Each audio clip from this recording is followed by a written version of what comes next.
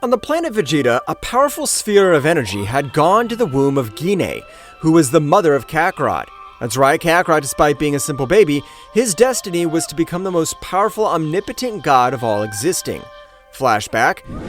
At the beginning of everything existing, an imposing warrior who was considered the king of everything existing, his power having no limit, was able to even defeat thousands of gods without any difficulty, but even the warrior with the strongest heart falls before the charms of the beautiful goddess.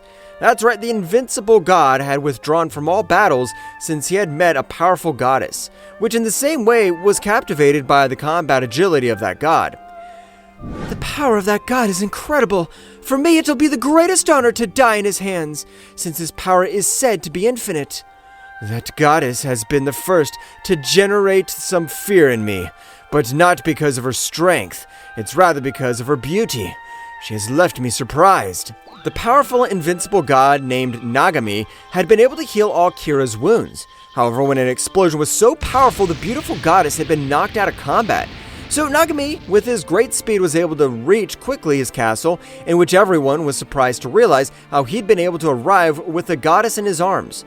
So several months had passed until one day, a powerful warrior had been begotten in the womb of that powerful goddess, who was also known as the goddess of the sword. In her last war with her husband to have been able to annihilate millions of beings who had the necessary power to end up with the king completely, only with her thought, on the other hand, in a different castle. A powerful family in the same way was allying with all the other gods and kings to end up with the entire Ozaru family, which included Nagami, Kira, and the child she was carrying in her womb. We can't allow that child to be born. If two gods like Nagami and Kira have to be able. I agree with you, Goddess Freya. Nagami's power is amazing.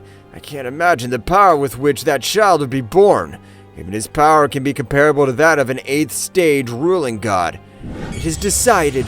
Today we will even use the forbidden techniques of all the clans and kingdoms to be able to end the lives of those warriors. At that moment of night, an immense ball of massive energy would collide with the fortress, in which they were able to have defensive matrices. It'd be very difficult for them to be able to disintegrate that massive attack. However, at the moment that the barrier was about to disappear, an incredible minotaur engulfed in flames was able to disintegrate the attack completely. What are they doing? Is a war call, and if our clans confront theirs, they won't be able to do anything against us. Nagami's astonishment was too much. Realizing how warriors of his own clan, they began to fight against Kira, his wife. Nagami, being about to attack, would be stopped by an elite squad of warrior. However, Kira, with her great sword art, was able to finish off the warriors who approached. Nagami, we have been betrayed! We have no chance! I'm not able to use all my power, because that would be harmful for my pregnancy. Don't worry, I'll protect you. I'm considered the most powerful god of all existing. This should be nothing. Nagami had rushed against all the warriors, starting to have an incredible battle. Nagami, knowing that they were trying to kill his wife and son, he would fight in a very wild way. That's right, the mound of corpses was beginning to form all over the Nagami kingdom. But at the moment, Freya would approach Nagami. Nagami, what happened? Why are you attacking all our warriors? Nagami, to be a few inches from Freya, would be pierced by the fist of Freya, which was his own sister. That's right, even his own family had betrayed him. Kira, realizing this, would be terrified, but her blood began to boil with anger. Those damn worms! They dare to betray even their own family! I swear that I will not forgive them! My little son, I will use a divine technique of the highest rank so that you're not able to survive and to be reborn. I don't know if it'll have effect since you are not born yet, and you will have to be reborn again, but I trust in the power that runs through your veins. Kira at the moment was able to accelerate her internal system, being able to transfer much of her divine energy to her son. However, at that moment, the energy would be rejected while an incredible power was released from Kira's womb, a power that was able to make everyone present kneel. That's right, the power of the little warrior was able to surpass the power of his own father, who was considered by many the perfect god. If our son has all that power, he has rejected my power so that I'll be able to join the battle. I promise that we will fight until our last breath. Kira at the moment was able to finish the rebirth technique, and only 2 seconds later, a warrior was able to pierce her belly with an energy sphere. Nagami, observing all this, would get out of control, releasing 100% of all her power, with which she began to destroy everything that existed around her. But Kira would communicate with Nagami telepathically. Nagami, control yourself. Absolutely nothing has happened. I've been able to get our little son to be able to be reborn in one of our minor universes that don't reach the power of an elite god, so that we won't find him, but we have to take care of these damned with us. There's no doubt about that. I plan to die on this battlefield. These bastards have messed with the most precious thing I have. The eyes of both had been crossed, so at the moment, both of them were beginning to massacre every god that was put in front of them. That's right, millions of warriors were falling at the hands of the parents. It's time. The energies of the child has been completely disappeared. It's now to use the celestial seal. Nagami and Kira finding the center of all the kingdoms, each kingdom and clan was able to activate a seal, being powerful enough to seal both warriors. However, not satisfied with this, Freya, who was the leader of all the kingdoms, would approach the seal, beginning to extract all the divine energy of both subjects. With their divine energy, we'll be able to form equipment all from the other warriors, so they won't have any more problems. You better take advantage of your life, because the day of your death is near, and neither you nor anyone else knows that. Don't say stupid things. You don't possess the required power to do anything against us. That for you is impossible. Both warriors had been completely sealed, and as they possessed absolutely none of their divine energy, they would not be able to break free. My mighty Queen Freya, what do we do now with the seal? Once for all eternity, there will be guards so that no being will be able to give them help, and they will not be able to get out of that seal. On the other hand, in all the minor universes, there was no warrior who was able to withstand all the energy of the son of both gods. So he would wander for millions of years until even the universes had been divided. But the current ruler, Zeno-sama, in Universe 7, a Saiyan, who was not a warrior, but in her veins ran the blood of the first most powerful god. That's right, with the power and essence of Nagami, they were able to create even energy pills, which by possessing a little of her essence and conceiving a son with this effect, her children were able to be born with much higher power than the original.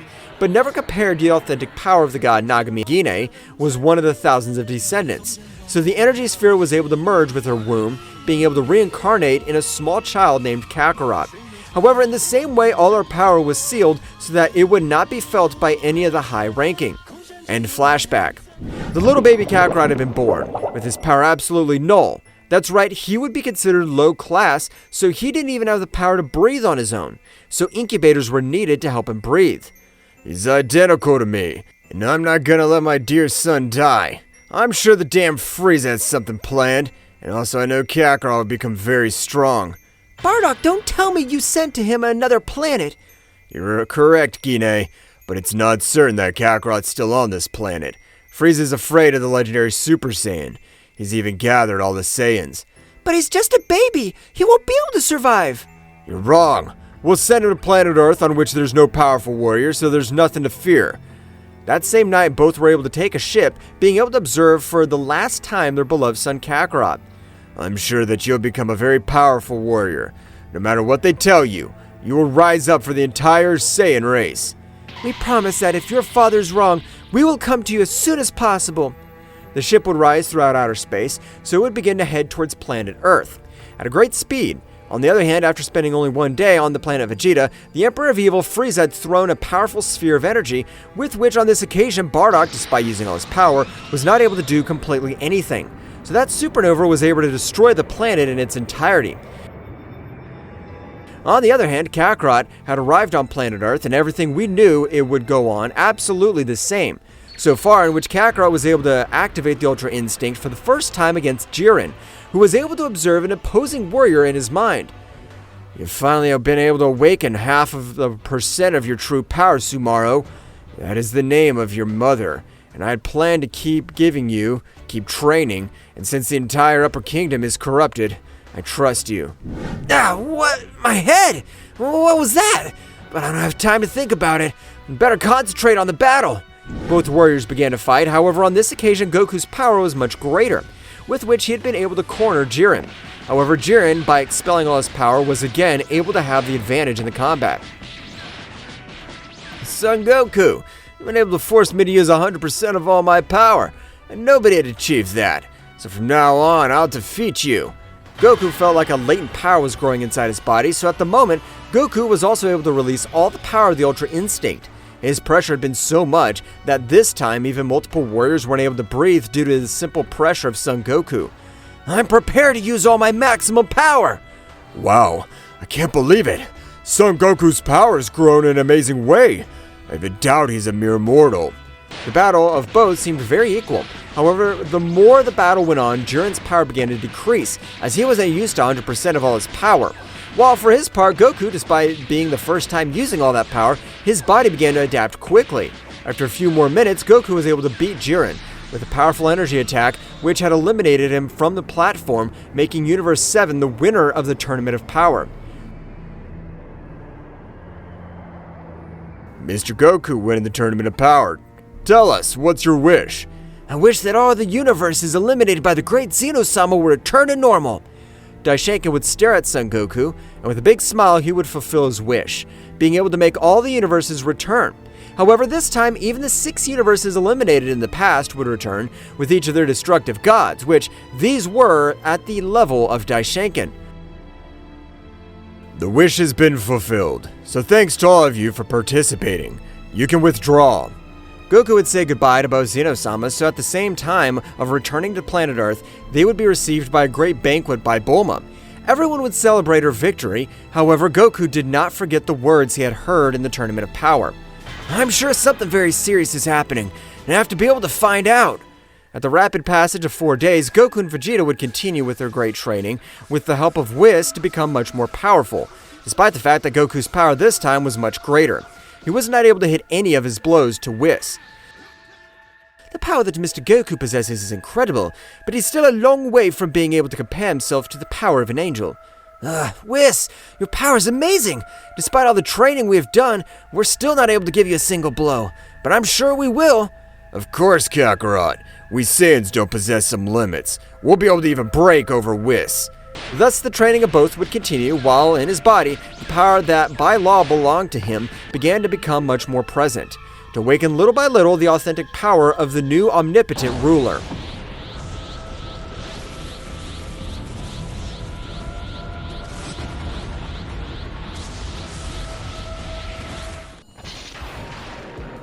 Goku was in the time room because training with Whis no longer gave him the same results as before. So in the same reason he had left him to undergo a new training on his own, the instant he locked himself in the time room, he would begin to expel his power, with which he was able to access the imperfect Ultra Instinct.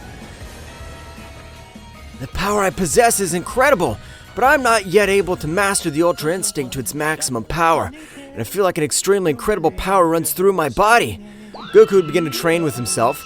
That's right, he would be able to create a copy of himself with which he was able to maintain fierce combats, and by both getting hurt, they obtained a great increase in energy. Meanwhile, in the depths of the Divine Superior Kingdom, one of the most powerful warriors of Nagami was able to wake up. That's right, one of his elite warriors had been exiled by not agreeing with Nagami's betrayal. Ugh, damn, my body still hurts too much, but I've been able to survive that Freya's attack. Can't believe she betrayed her own brother. A warrior named Boaster, by not having enough divine energy, would fall to lesser universes because the seal had affected several warriors present. But being about to try to return to the higher realm, an illusion of Nagami would appear. "Boaster, I never saw you in the ambush they set for me, so I knew that they left you incapacitated or ended your life. If you're seeing this memory, it's because you're still alive. I want you to go to the lesser universes and look for my son. That is your last mission." Boaster was surprised not knowing how his lord had a son, but he would remember that Kira, instead of fighting, was gathering the amount of energy required to be able to perform a special technique. That means that the powerful Kira, instead of saving herself, has decided to give her son another chance. And of course I will fulfill this mission. Boaster would begin to move towards the lesser universes, starting to concentrate with the intention of feeling some of the essence of his lord. But it was completely impossible for him since Son Goku was in a completely different dimension. But Boaster, being an expert in tracking, was able to locate, as an essence similar of that of Kira and Nagami, had appeared on the planet Vegeta. So from that place, he was able to find Goku's whereabouts, without having the need to resort to the help of the beings of said universes. Apparently the warrior named Son Goku, or also known as Kakarot, is training in a space-time room. Boaster would begin to move quickly through the dimensions as his power was on another level compared to the warriors of said universes. His presence would go completely unnoticed. Boaster would reach a specific place in the universe, so he would observe it completely. This is the place where you are. Only you are in a different dimension, but cracking dimensions of these universes is extremely easy. Boaster, by expelling a little of his incredible power, was able to crack the dimension into hundreds of fragments. And if Goku likewise accessed the Ultra Instinct, the dimension would collapse completely, making Boaster enter that dimension. For his part, Goku would try to decrease his power a little, since he would realize how his power had been able to destroy the entire dimension completely. Wow, the power I've obtained is incredible, but why have I seen space? Was he not in the Holy Temple? Only that the God of the Earth has changed the location. That's when the situation like this occurs, the Earth will not be affected. Goku would be able to decrease his power, but at the moment he would feel an overwhelming pressure. So he would not mind raising his power to the limit, being able to dodge an energy beam, which instantly colliding with the terrain of that place would create a big explosion, while the whole room of time would begin to completely change. That was amazing. I didn't think you'd be able to dodge it. After all, you are his son, and you are by law the prince of everything existing. The latter would only think, watching as Goku going into a battle pose, while being cornered, the power of Nagami and Kira felt much more, solving Boaster's doubts completely. There's no doubt that this is my lord's son, and I plan to teach him everything. He has to end the reign of the cursed Freya, although she would be his aunt.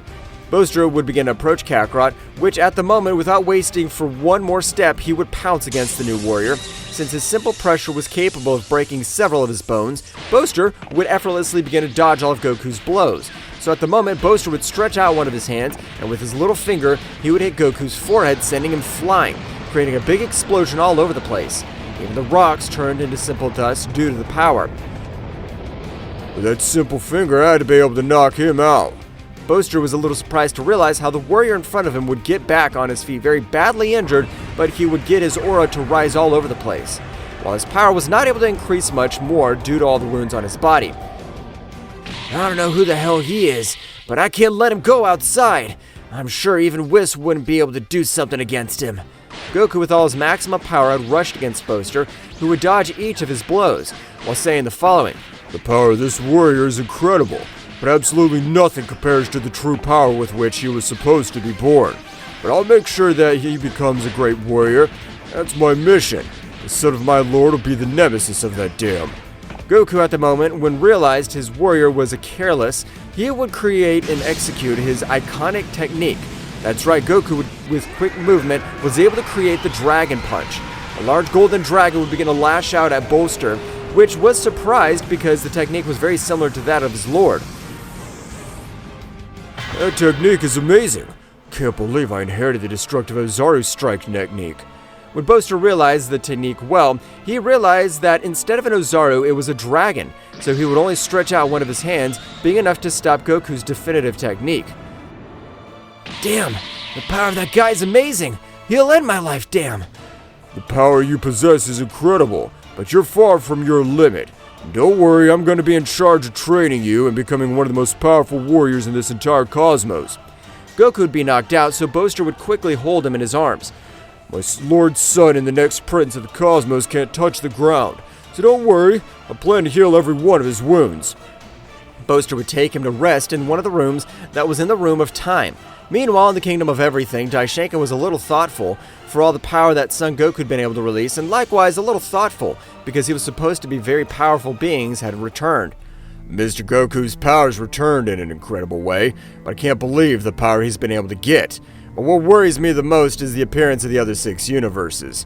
I'm not able to feel the essence of their gods. At the moment, both Zenos would appear in front of Daishinkan. What's going on, Daishinkan? You've been very thoughtful lately. Are you feeling well? It's true, Daishinkan. What's wrong with you? Is there anything we could do to make you feel better? I appreciate your word, my lords, but I was thinking about the incredible power that Mr. Goku's been able to achieve. Our friend is amazing. I'm sure he'll become much more powerful. I agree with you, my lords, but there's something else. The 6 universes eliminated millions of years ago have returned. The look of both Zenos had completely changed. That's a big problem, because if they wage war against the entire Divine Kingdom again, that'll be catastrophic. Who's back? I don't know exactly, as I haven't been able to feel the pressure of any of the gods. Only their universes have completely returned. I understand, but if it'll be better to investigate to be prepared for any surprise attack. I understand, my lord. Tomorrow I'll go to each of the universes. Returning to the time room, Goku had been able to wake up after all this time. However, when he woke up, he was surprised when the entire biome of the time room had completely changed. That's right, Boaster had released a little of his incredible power. Was I really able to finish with that warrior? I can't believe it. He held back too much, as his power far outweighs my power. Wow, I can see you've already woken up. Goku had put himself in a guardian again, not being able to feel his power. I'm sorry if the last time I attacked you were for no reason. I just wanted to test all your power, since you become one of the best race and the best lineage. What? I don't understand anything you're talking about. And you better not understand anything I'm telling you, because otherwise even your life may be in danger. I understand, but then who are you? That if I may know. Of course, yes. I'm one of the most powerful warriors in the cosmos, only below the 5 omnipotent rulers. Goku was much more surprised due to knowing that the warrior who was in front of him was even able to overcome the great Zeno-sama with incredible ease. It's not time to be amazed. It's time to get to training, because I'm sure all this just about to start. I don't know who you are, but if you want to train me, of course I want it, and much more if you are such a powerful warrior. Boaster at the moment was able to get hundreds of energy rays to travel all over. You better even activate the Ultra Instinct. One of those rays is able to touch you, it'll cause great damage, even is capable of ending the life of an average warrior. Goku would quickly begin to access the Ultra Instinct, with which he would begin to dodge each energy ray. You'll have to dodge each of these energy beams until you're able to master that speed completely, and we'll continue with the next training. For his next part, Daishenka would begin to travel through each of the 6 universes that had been restored, realizing that everything had returned to normal with the exception that none of the gods had returned, or that was what Daishenka believed, since in the same way, in an alternate dimension, the 6 supreme gods had decided to form a single warrior to end the dispute millions of years ago. I'm the fusion of all the supreme gods. At this moment, we plan to end the life of the useless of Zeno-sama Daishenkin. But Archon, with his great perception of energy, had been able to notice how Daishenka was traveling through the 6 universes that had returned. This is the perfect opportunity. I'm planning to finish with that damn priest once and for all. It's better now that he's with that dwarf. Archon, with his great power, was able to seal the 6 universes, without Daishenka noticing the powerful barrier that was. Ugh, this is good. Apparently it's only been my stuff. I thought the supreme gods had revived in the same way.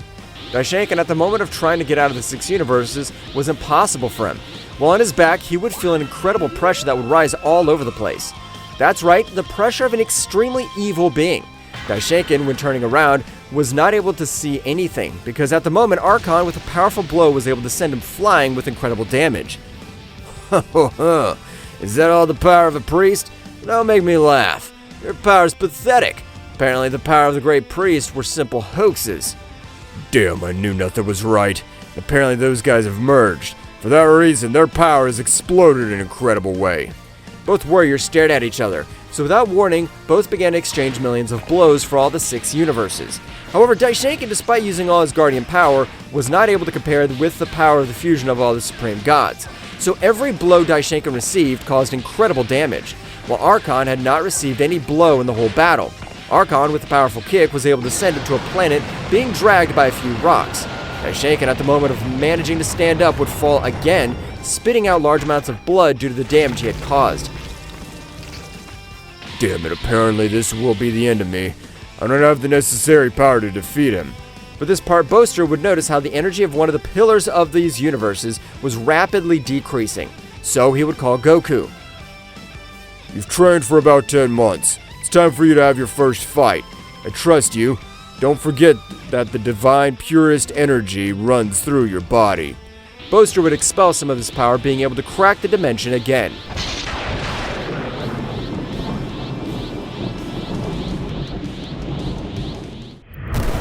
The entire dimension of the time room had been completely destroyed because Boaster's simple power was of an incomprehensible level compared to the beings of these universes, which could not be considered even gods. I used to despise the inferior beings who called themselves gods. Ironic, now I live in their world. At the moment of leaving the dimension, Boaster, with his great dimensional change, was able to reach the 6 universes that had revived again. So at the moment, Goku was surprised to realize how the warrior he had to face was able to completely humiliate Daishenkin, one of the 5 most powerful warriors of the 12 universes.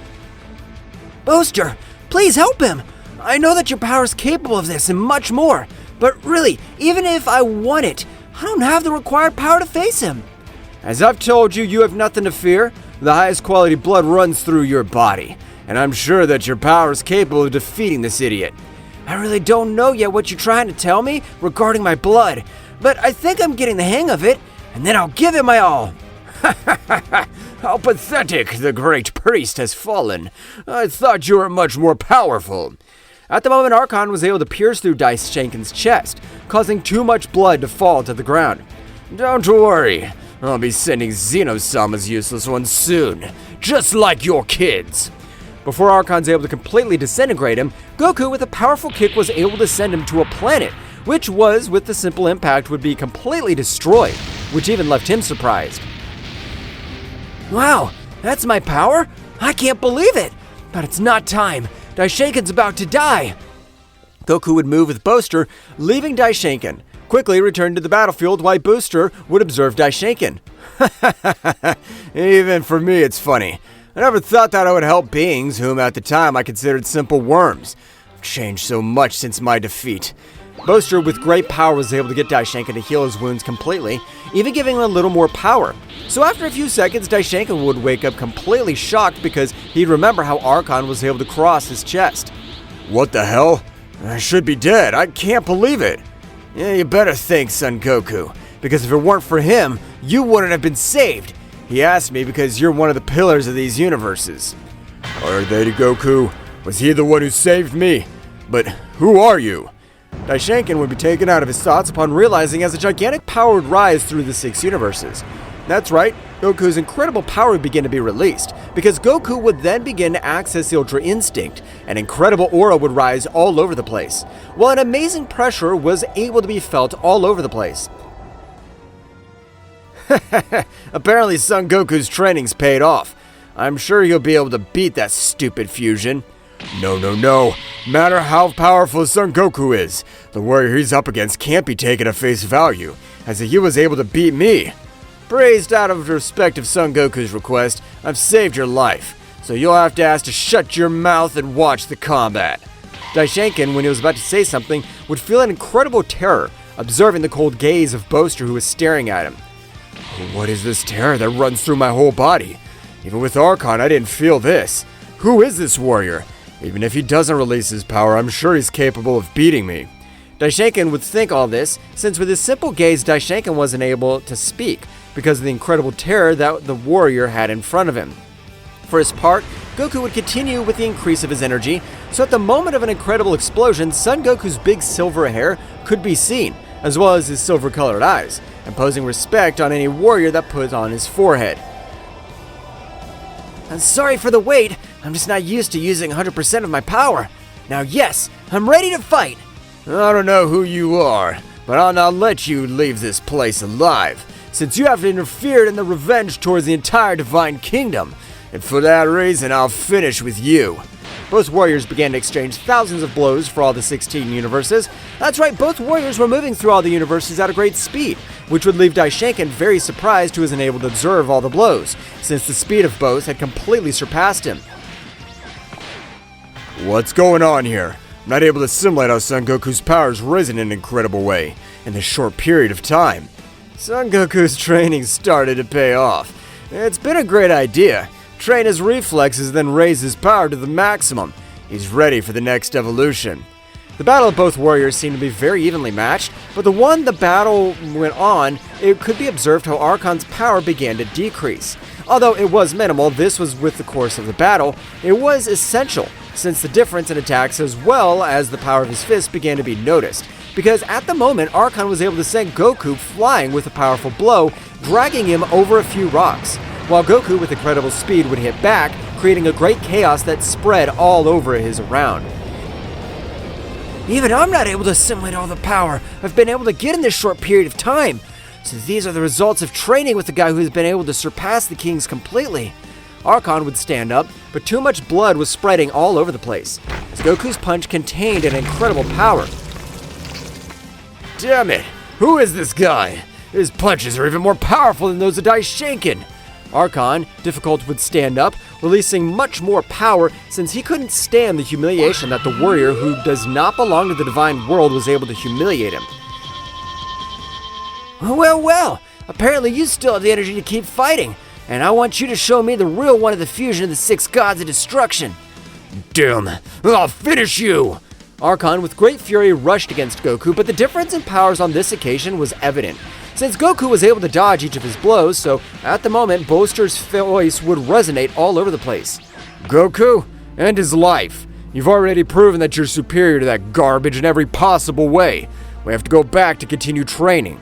Archon, who had noticed the presence of that subject, furious being underestimated, threw himself against Boaster. So Daishinken would get into a battle pose, however Boaster would pass by Daishinken, staying in front of him. The instant Archon would execute his blow, his fist turned into simple ashes. That's right, the simple aura of Boaster was much superior to the power of Archon, so his fist would be in contact with his aura, they would completely be destroyed. I have nothing to tell you, since right now you'll die. Boaster would expel a little bit of his incredible power, with which it was enough to completely disintegrate him, leaving absolutely nothing of that fusion. Daishinken's gaze radiated absolute terror. He could not believe that a warrior with that power exists. How have you been able to eliminate the fusion of 6 supreme gods, using only his aura? The warrior is even able to beat the great Zeno-sama in his combat form. Goku would appear next to Boaster, so at the moment, he would return to his base state as there was no danger. Master, why have you deleted it? He was my opponent. He didn't have the right to do it. It's not time to play with scum. We have to make you much more powerful. But it's time to tell you your true origin, and the power of which you are the only heir. Okay, let's get back to the training. But before that, let's accompany Daishinken to the Kingdom of Everything. And by the way, I want to say hello to my friend Zen. I understand, but let's not be so long. Everyone had left for the Kingdom of the All, so by the time they arrived, both Zenos had rushed towards Goku. Goku! Long time no see! Tell us, why have you come to visit us? Yes, don't you want to play with us? It's not that, Zeno. Just that I've been really busy training, and for that reason, I haven't been able to play with you guys again. However, while Goku was talking with both Zenos, Boaster was analyzing the entire Divine Kingdom, realizing that it was very similar to the kingdom from which it comes. It's not its size, since the kingdom of Nagami and Kira was thousands of times larger, but at the essence, it was very similar to the kingdom from which it came. This can't be possible. I understand that these guys are also considered gods in their world, but to get this essence is absurd. Instantly, a mental power would be activated in the depths of his mind. Boaster, if you are seeing this, it's because you've reached the divine kingdom of the beings whom you considered inferior. It has the same essence since the universe is designed from the evolution of our little sun. You will be the warrior who will destroy the greed of my sister. The mental power would end, so at the moment, Boaster would fall to the ground, placing one of his knees so as to not fall completely. So my lord already knew everything that was going to happen. Did he even know that I was going to train him to such an extent, and we would come to this place? I have to come back much more powerful to Goku. Meanwhile, on the planet of Beerus, Vegeta, with his great training of Whis, was able to become much more powerful. And at the end of his training, he was meditating until he was able to control his internal energy completely. So at the moment, all this happened, an incredible purple aura would rise all over the planet, while his power did not stop growing. That's right, the Prince of the Saiyans was able to master the energy of a god of destruction, being able to access a new transformation. Well, apparently Mr. Vegeta has been able to access a new transformation. It amazes me the power he's able to release to be his first time. Hey Whis, the power that Vegeta's releasing, it's about the energy of a god of destruction, or am I wrong? No, Mr. Beerus, you're not mistaken. The power that Mr. Vegeta is releasing is about the authentic power of a god of destruction. I'm surprised by the power Vegeta's gained in this short period of time, but he'd be better to master that power completely so he doesn't have any energy drain. Wow, the power I've been able to get's amazing. I'm sure that with this power I have, I'll be able to beat Kakarot. I agree with you, Vegeta, but only if you're able to master that power 100%, since the energy consumption's also incredible. Mr. Beerus, how about we battle to test my new power? You get a little power and you already want to face the most powerful god of the 12 universes. That's okay, I challenge your exception. I'll finish you. Instantly, both warriors got into a battle pose, so at Whis' command, both moved quickly, starting to exchange hundreds of blows all over the place. The power of both were enough to even destroy planets in one blow, but the planet of the god Beerus to the special being was able to withstand that and much more. Vegeta, despite possessing great power, wasn't able to connect any effective blow to Beerus, with which a big smile would throw thousands of spheres of energy, which Vegeta, with his great speed, would be able to evade. But at the moment, Beerus from his side was able to connect a big blow to his head, which made him fall to the ground with an overwhelming power, with which he almost knocked him out of combat. The destruction in his path was incredible. Vegeta, I must admit you have incredible power, but you're still not up to the power of a god of destruction. Much less my power, since I'm the most powerful of all the 12 gods that exist. You better keep training. Beerus would turn his back to the Saiyan, who, with his pride shattered, would stand up again. But he had returned to the Super Saiyan, but with an incredible scream, he was able to expel much more power, accessing the Ultra Ego again. I'm the Prince of the Saiyans, and I'm not gonna give up so easily. Vegeta, with great anger, rushed against Beerus, which both began to fight, but when Vegeta expelled much more power than his body was able to withstand, his speed had been compromised, since it had decreased in a great way. Beerus, realizing his strategy, he would be able to take that energy vein and begin to destroy. He would decide to knock out the Prince of the Saiyans, and with great speed was able to. Whis, please heal him, as his energy veins are about to be destroyed. As you order, Mr. Beerus, but the power that Mr. Vegeta has shown is incredible. I didn't think he'd be able to get all that power in this short time. Returned to the kingdom of the whole, Boaster, along with Goku, had left to continue with his great training, while instantly Boaster would begin to tell the true story of his parents, which surprised son Goku, while his power began to rise.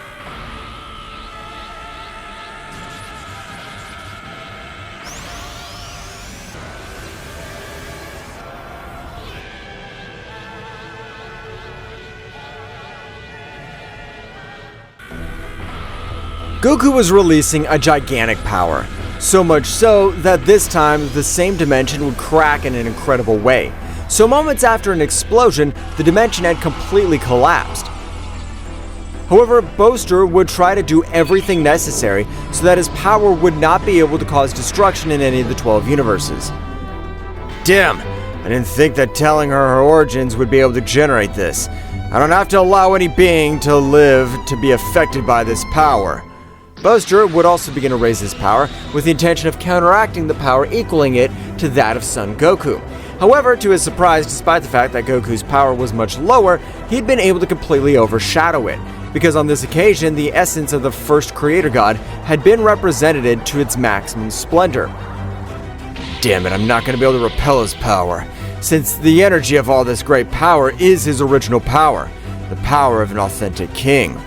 But instantly, an incredible barrier was able to envelop the entire kingdom of the whole, while from the top of everything existing, the figure of her mother and Queen of Destruction would become present, or rather, a small essence of Kira. My little Zumaro, how long it's been since, even though your father and I held in that barrier, I have been able to channel my little energy to prevent you from continuing to release more energy. It is not yet time for you to face the Upper Kingdom. The sword goddess, with a slight blow to his neck, was able to knock him out of combat completely, so he would begin to approach towards Boaster. Boaster, I really have to ask you for an apology. You were never of my trust, but I realized the words that Nagomi said to me on her behalf, and I'm also very grateful to you for taking care of our little... My lady, don't worry. For me taking care of little Kakarot, this has been one of the best experiences I could have ever had, so there's no problem. I charge it to you, Boaster. Train it, since the entire divine higher realm is in complete chaos, and with the tyranny Freya, no warrior will be able to save himself. Don't worry, my lady. When Kakarot is ready, I myself will show you the way to the divine upper kingdom, or, as the beings of this world know it, the lost kingdom of the immortals. Kingdom of the immortals? It doesn't matter what warrior he is, every subject has a weakness, and therefore, every warrior is capable of dying, even those considered immortal. Kira's essence would instantly vanish completely, while Kakarot had been knocked out completely from his mother's simple blow. My lady has been able to recognize me after millions of years. I have to return to Kakarot, the most powerful warrior that the Divine Upper Kingdom has ever had. Meanwhile, in the Upper Kingdom, Kira was able to open her eyes, realizing that the barrier that Nagami's sister Freya was still in her orbit. While two guards were guarding that barrier, for her part, Nagami did not say any words, but her look was gloomy completely. Nagami, don't lose hope, the warrior who is able to rise among all the divine beings of the upper realm. No, Kira, even I, the perfect warrior, the most powerful warrior, was defeated in, the worst thing was, an ambush by my own sister. Nagami, Zumaro is in perfect condition. I've been able to see him with the divine energy that you've provided me in these millions of years. Nagami's countenance would change completely, but instantly her sister would fall to the barrier to be able to observe her brother. Nagami, but how pathetic that you made me fall, and for all the strongest of the Upper Kingdom. But don't worry, we will end your existence very soon. What did you say? Was he not to be sealed for the rest of eternity? Ha! That's funny. Is a powerful warrior like you afraid of death? That has left me surprised, but yes, you are right. We will finish with you, and since we do not have unlimited energy to maintain the powerful 5-pole seal, Freya would leave the barrier, so she was surprised both warriors. For her part, Nagami, using all the power of the sacred Ozaru, was able to send a powerful mental energy, which would only be perceived by Boaster. Boaster, I don't know how much time they have, but Freya wants to end our lives. If we don't have the required energy, we won't be able to do anything. Our life is in her hands. I'm counting on you, my most faithful warrior. No, I'm not gonna let the king die. This information I have to tell Kakarot, so that he takes his training much more seriously. Goku was still out of combat, so energy would start flowing through his body. That's right, Boaster would start healing him completely. Right now, Kakarot is only asleep, so I have to be able to wake him up. I've been able to give him all his power back. Boaster, of a much powerful blow to his stomach, was able to wake up Goku from a great pain. What the hell is wrong with you, Boaster? Why are you hitting me? We have to take a much more powerful training, since your parents are about to die, and if their premonition is correct, this happened in 10 years. So in that time, you must have been able to overcome the maximum power of a king at all, even being able to adapt the power of a maximum stage angelic destroyer. What? What do you mean my parents are about to die? I can't believe that. But in that case, please trust me. Train Vegeta and Gohan the same way. No, Kakarot. If we train those insects, we won't be able to advance. We have to make the most of as much time as possible. Trust me, Boaster. The hidden power of Gohan and Vegeta is amazing. I'm sure they won't let you down. Okay, I'll give you 2 years for you to train them completely. But in this room, which would be 2 days in the outside world. That time is more than enough. Don't worry. Goku would leave the time room at a high speed using his teleportation, arriving in front of Vegeta, who was training on the gravity machine. But you're Kakarot. What's you supposed to be doing here? I'm training. Vegeta, I need your power for a great war that's coming. Even a warrior will train us, and his power surpasses Zeno-sama himself. What did you say? He even surpasses all-powerful King Zeno-sama. That's right, but we have to go to training right now. It's okay, Kakarot, since even I wanted to train on my own because I felt that my power was no longer increased in an amazing way with the training of Whis. Both Saiyans would leave for Gohan's house, in which they were able to find him. Gohan, we require your power because if we lose this battle, all of us will die completely. What happened this time, Father? Is he a new enemy? I don't feel the presence of any mighty warrior. No, Gohan, but it would be better for you to come with us, since we really required your power, as well as your intelligence will help us in the next battle. It's the first time I've watched you seriously, Father, and it's okay. I'll go with you because if even you are nervous, it must be something very dangerous. The trio of warriors at a great speed would leave back towards the time room. So the instant they entered, an incredible pressure would fall on the trio of warriors. Vegeta and Gohan, being their first time, had fallen to the ground without being able to move in the least. Kakarot, I told you, no matter how powerful your friends are, they'll never be able to compare to the power of the divine upper realm. But Boaster instantly was surprised to realize how Vegeta had been able to release an amazing power. Well, in his veins of energy ran the power of Jesper, one of Freya's elite warriors. That's right, the rank of the highest level had become romantically involved with the goddess of a lower rank. So the mestizos had start even among the gods. Vegeta's power on this occasion would rise in an amazing way, to be able to be under the pressure of a god of the higher kingdom. Vegeta, of an incredible scream, it was able to access the Ultra Ego, but the power he gave off was crazy. Wow, what's this power supposed to be? Or was his training really able to grant me this incredible power? I'm surprised by the power you've been able to release, but apparently even you didn't know that all that great power was sleeping inside you. You will be perfect. Boaster observing Gohan, he would notice how the color of his eyes would turn a red color, similar to those of his lord, while a power much more impressive than Vegeta's power would be released all over the place. While his hair changed to an imposing white, like his power, it had no point of comparison. And you, by the power that you've been able to release, I could tell that you're the son of Son Goku. So that means that you're the real grandson of my lord. You're correct. I'm the son of the warrior named Goku. But which lord are you referring to? Even at the age I am, I've never met my grandparents. Gohan, Vegeta, I know it's something difficult to understand, but I come from the Upper Kingdom. My father and my mother were the most powerful warriors of everything existing. But even before I was born, I was able to have some of the warriors betray her and was taking my life. Exactly. So the essence of the little Kakarot would arrive on the planet Vegeta, being able to adapt a new power as well as a new body. But your body, Vegeta, you even possess energy from the higher realm, so they'll be able to achieve great powers. I don't understand anything, but I have to eradicate warriors to get that in front of me. I'll do it. That's no problem at all. In that case, we'll start with the training right this instant. At the moment, the trio of warriors had been affected by a much more powerful pressure. That's right, the pressure was even capable of breaking each of their bones. While on the other hand, in the kingdom of the whole Zeno-sama was very thoughtful, which Daishenkin would notice.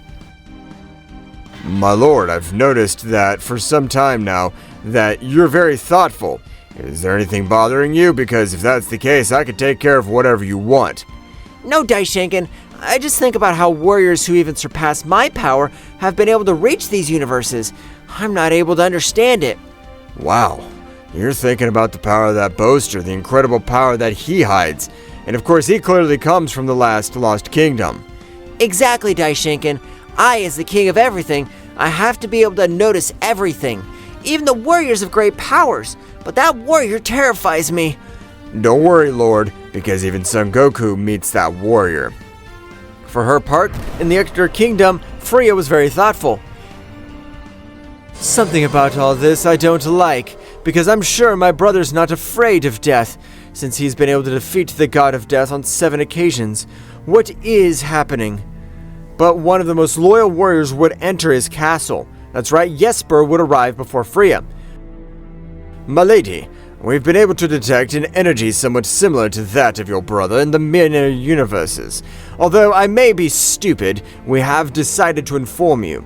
The warrior with that power, similar to my brother Kira and my brother, a little upset by his death, all this must be connected. Freya would be put on out of her thoughts to her warrior to speak again. My lady, is everything all right? Do you want us to take action, or we just let it pass? Jesper, you are my right-hand man. Even at the time, you were considered one of the 4 kings of the entire Omnipotent Kingdom. So I want you to grant you the mission of the warrior with the power similar to my brother. Do you think you are capable of achieving it? My lady, you don't have to worry about that, as I will do everything in my power. So with your permission, I'm retiring.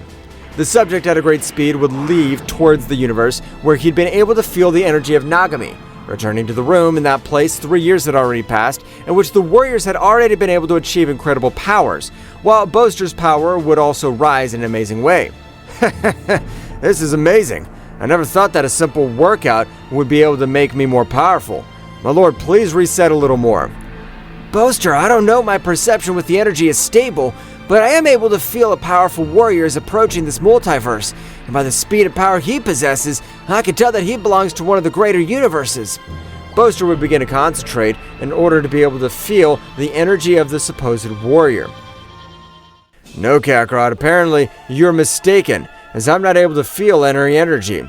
All this must be overtraining, so Boaster wasn't able to finish speaking because at that precise moment, he was able to feel the incredible power of Jesper. That's right, for his right hand, just like one of the ancient kings was heading towards his location. No damn, if he continues with his current speed, he'll arrive in one day from the outside world. While in here it'll be a year, we have to increase our powers much more. All the warriors would continue with their training because, in the case of losing, all the universes as well as their inhabitants would be completely destroyed.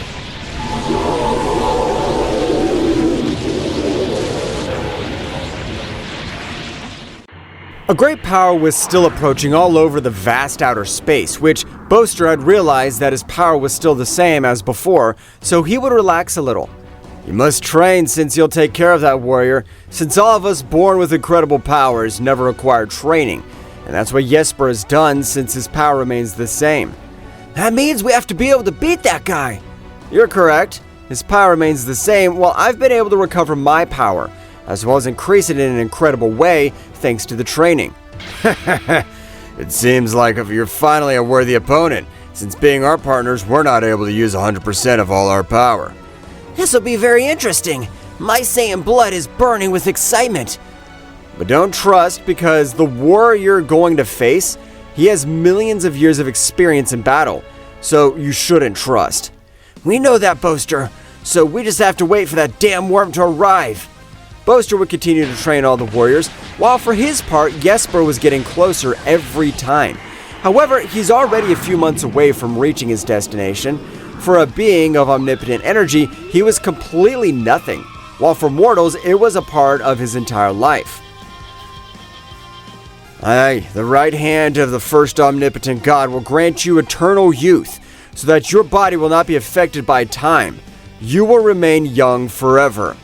Boaster would make a large amount of omnipotent energy flow through each of the warriors, with which every vein of his internal system, he was able to assimilate all the omnipotent energy.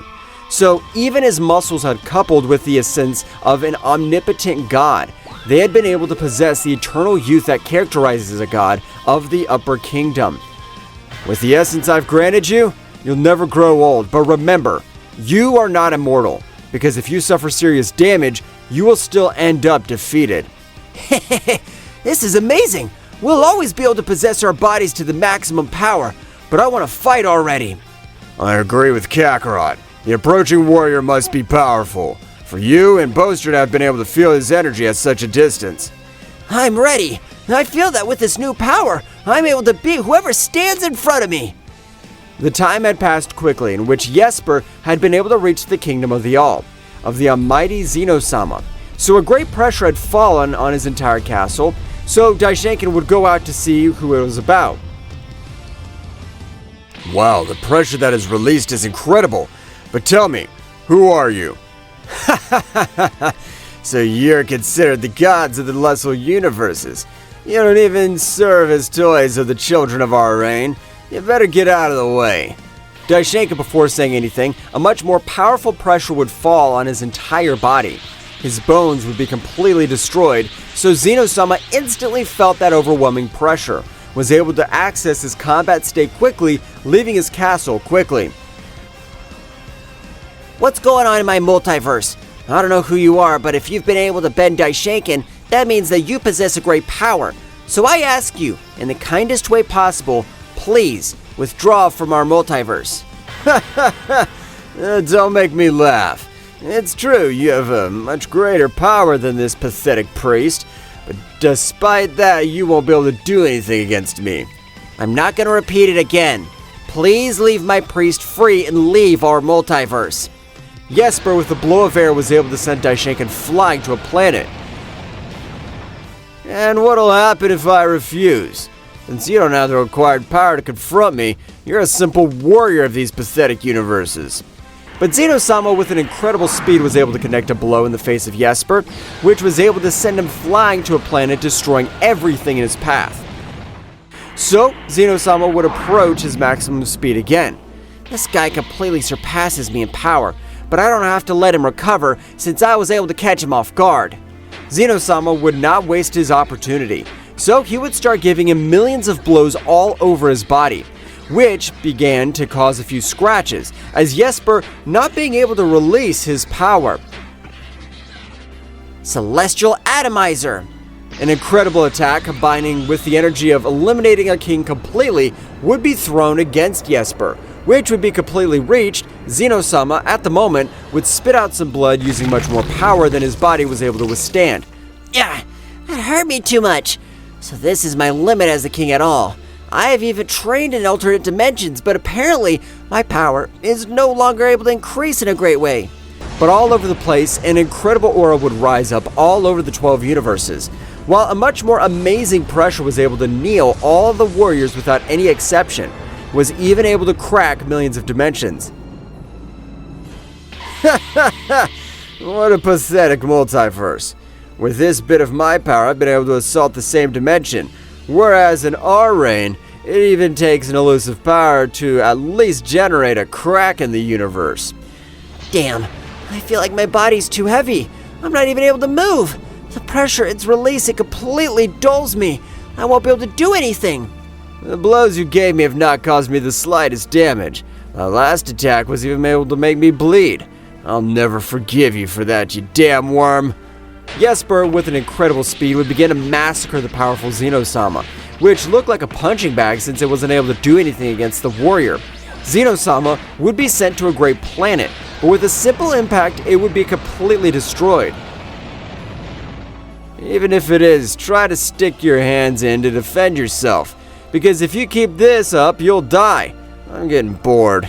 Zeno-sama, although he had made his best effort to try to defend himself, he wasn't able to achieve it, because this time the power of his enemy completely overcame him. Zeno-sama began to fall all over the universe. You don't even serve me for warming up. When I finish my mission, I'll destroy this whole universe that doesn't possess any powerful warrior. A large sphere of energy was approaching towards Zeno-sama, but as it was about to collide with his body, a powerful blow was able to completely disintegrate it. While from all the fire generated from the energy, Jesper was able to recognize the first commander of Nagami. You're the boaster, the supreme commander of Nagami. I don't care with that, you're here. Your power was stripped away, so I'll finally be able to sweep the floor with you. Jesper would move at an incredible speed against Boaster, but to his surprise, Boaster would stop his punch with only one of his hands, while his aura would rise in an unreal way. Be grateful that I'm not here to end your life, but you've made a mistake, because by letting me touch you, I've been able to eliminate all attempts at communication with the upper world. That doesn't matter to me. I'm one of the ancient rulers, and currently right hand of the mighty Freya. I can't lose against you. You're a bug by my side. Jesper, without assimilating the power of his opponent, would throw himself against him. However, Boaster only dodged each of his blows with great precision, not granting him any blow, but with a slight expulsion of energy, he was able to move him away a little. You're lucky that I'm not your opponent, as your opponents will be my 3 disciples. Don't say stupid things. Warriors of this universe will never be able to do anything against us. But I was surprised to realize how the 3 warriors possessed the essence of gods of the upper kingdom, and the one with purple hair even possessed a little of his essence. What the hell? Who are these warriors?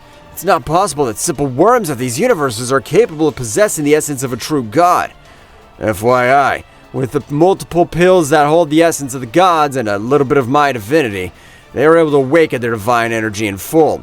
That doesn't interest me, because in that case, it's not a pure energy like ours. So right now, I'll eradicate them.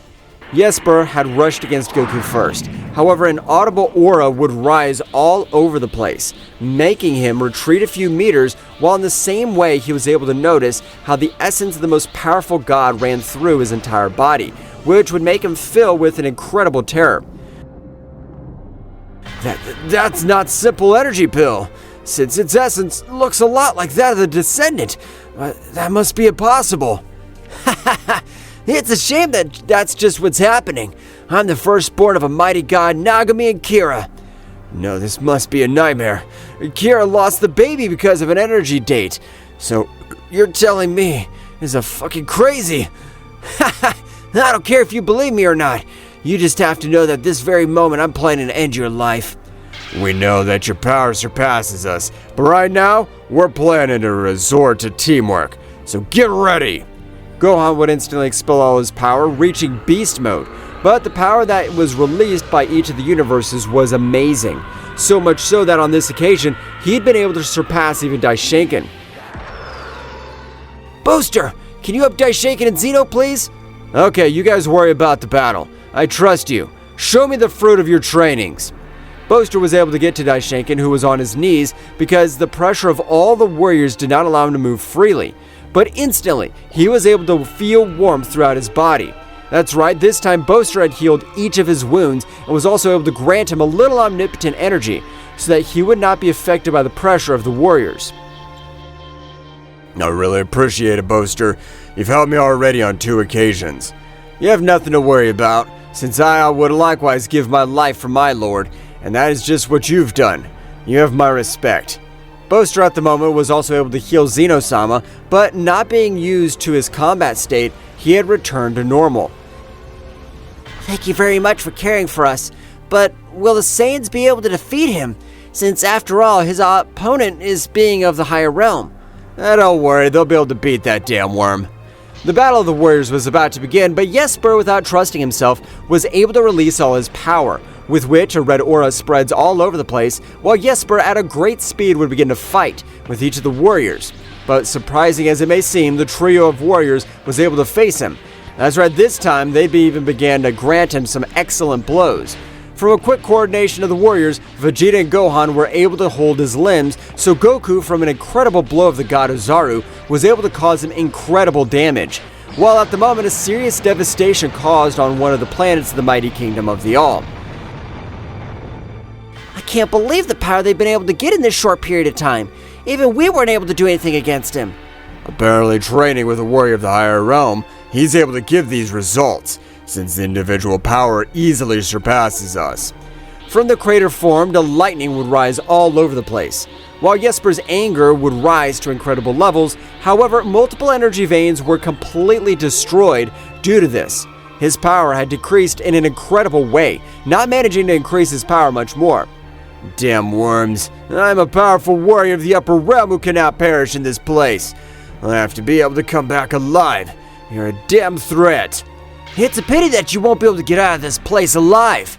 If you're able to bleed, you can die. So it doesn't matter how much power you possess. If we combine our powers, you won't be able to do anything. The trio of warriors, having their power almost complete, were able to give him a beating. But the clash of their fists were at flashing speeds. That's right, only Booster was able to keep up with the rhythm of the battle, while Zeno and Daishinkan only watched each of the flashes generated by their fists. Wow, I'm not able to completely see anything. The speed and the power of the Saiyans has increased in an unparalleled way. After all, I have been his teacher, so it's normal that his powers have grown this way. Returning to the battle, Jesper was lying on the ground completely, while vomiting large amounts of blood, as his internal system had been completely destroyed. As far as I understand, there's even the god of death, so send him a greeting from me, damn good for nothing. Goku would direct his last blow against Jesper, but at that instant, Booster was able to stop his blow with a little difficulty.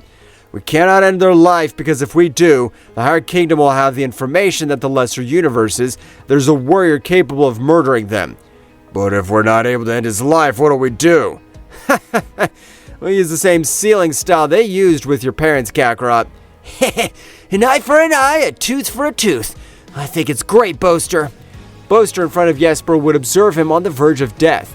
So instantly, he was able to create that imposing seal with the part of his power which was enough to leave him incapacitated, while his energy was drained. Higher divine realm! I hope you're prepared for his death, as we'll get you to where you're very soon.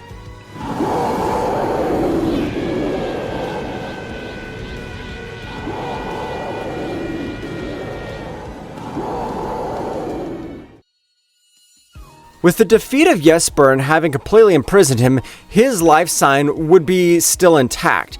However, the divine upper realm, Freya, the king of the entire upper realm, was very upset because she had not obtained any report from Jesper. However, at the moment, the entire kingdom would be completely shaken. because Freya was furious. No damn, I'm sure something has happened since even the damn Kira has been able to laugh in my face. I'm planning to get the information out of her. Freya at a great speed would leave towards the center of the Divine Kingdom, which was the most protected place, as the two most powerful warriors of all existence were captivated. What's going on, Freya? Is your plan about to fall apart? I never thought to see you with that scary face, but tell me, what are you afraid of? We are not able to do anything. Damn stupid, you even knew I was coming. You won't stay like this. They're up to something and I'm not going to let them get away with it. Sister, you better free us before the real war starts, because if you do it right now, I can even think of sparing your life. Don't say stupid things, brother. Even if you are able to free yourself, you will never be able to do something against me. Freya would leave Frittata, having not been able to get answers. However, she had reinforced security threefold, since for every meter, 2 guards were in the place. Apparently something's happened in the lower universes, since it's not common to see Freya like this. And this only means that our little Zumaro is about to reach the upper world. Yes, Nagami, and you don't know how happy that makes me. I want to sweep the floor with all the bastards who made fun of us. On the other hand, returning to the lesser universes, the trio of warriors would begin with their last training, with which at the end they planned to enter the upper world. The power they've been able to achieve this is amazing, but they should also not be trusted, since the most powerful god of all was betrayed by his family. Understood, Master, but believe me, I don't mind giving my life. I won't let my parents die prisoners. Kakarot, you're not alone. Because in the same way, if those bastards are powerful, we'll become much stronger. I agree with you, Father. I'm not going to let my grandparents be slaves.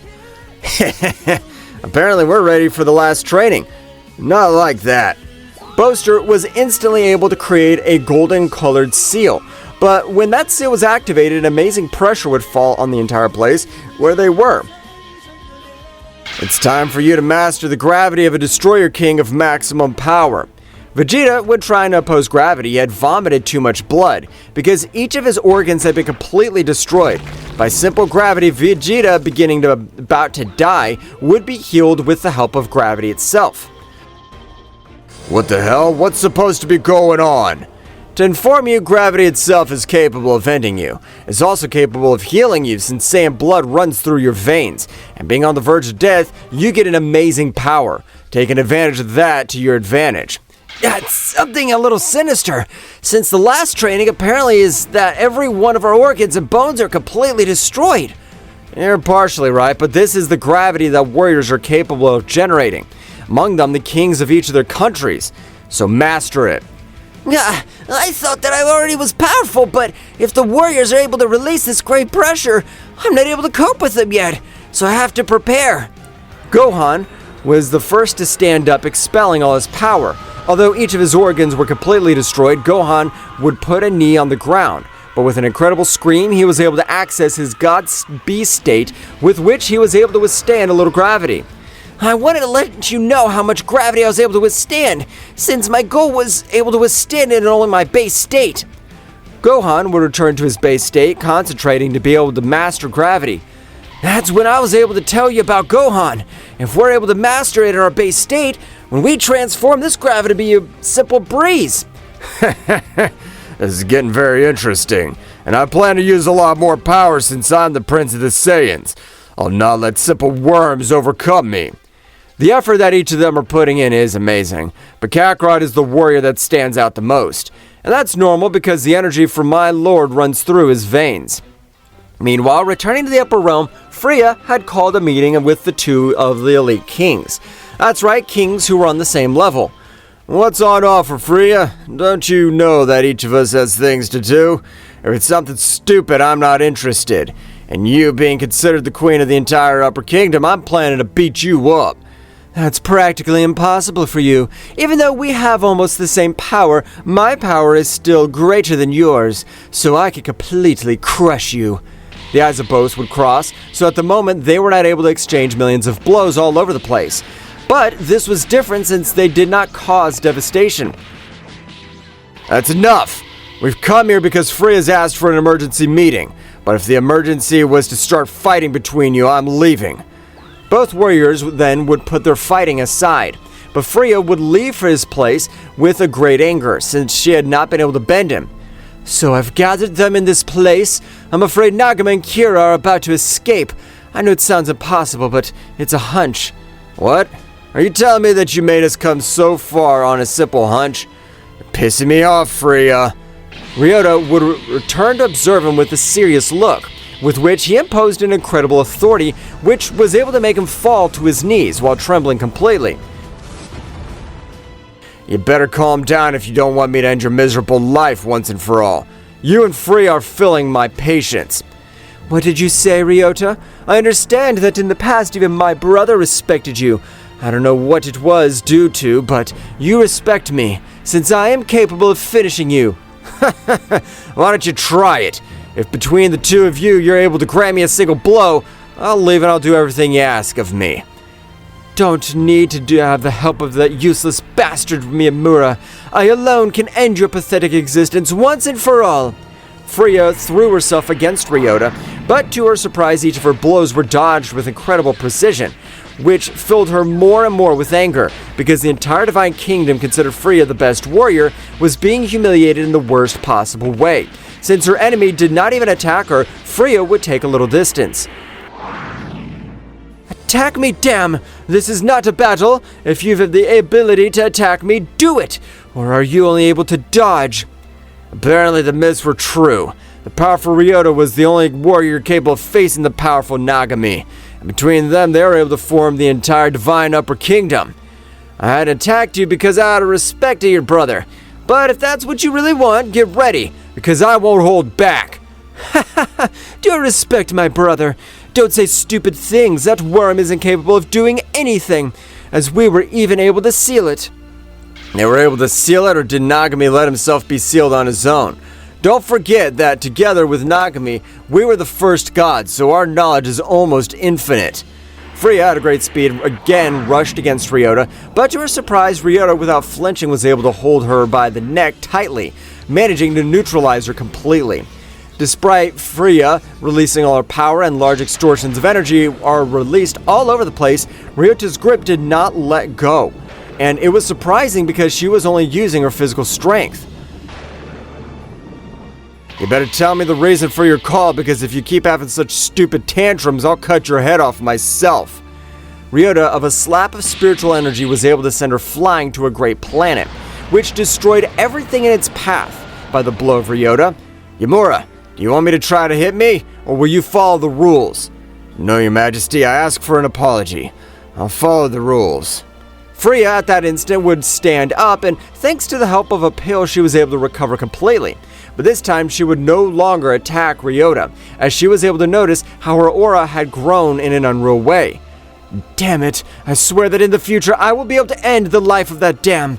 I would only think this. So, Freya, I ask again. What's the reason for your call? Apparently Nagami and Kira are about to leave the Divine Seal that are able to create millions years ago, or they may have outside help, as I have sent one of my elite warriors to a simple, lesser universe and lost contact completely. This is too strange, because if they had omnipotent energy, we'd be able to perceive it. A simple warrior without the omnipotent energy is a simple worm. Ha ha ha! If that's his concern, I'm leaving, since I never agreed with the betrayal towards Nagami and Kira, but I won't get in the way of his plans either. Ryota would leave the place, leaving only Freya and Yamura. That damn old man, he'll pay me. I don't care that he's lived for millions of years. In the future, I plan to crush him with my own fists. Freya, we've had our problems, but if what you're saying's true, it doesn't suit me either. So we must do something before all this becomes a war. You're right. It'll be better to prepare our best soldiers to tell them to prepare for the invasion to the lesser universes. Freya, are you sure? In the lesser universes, our omnipotent energy is limited, because in such universes, the omnipotent energy is very poor.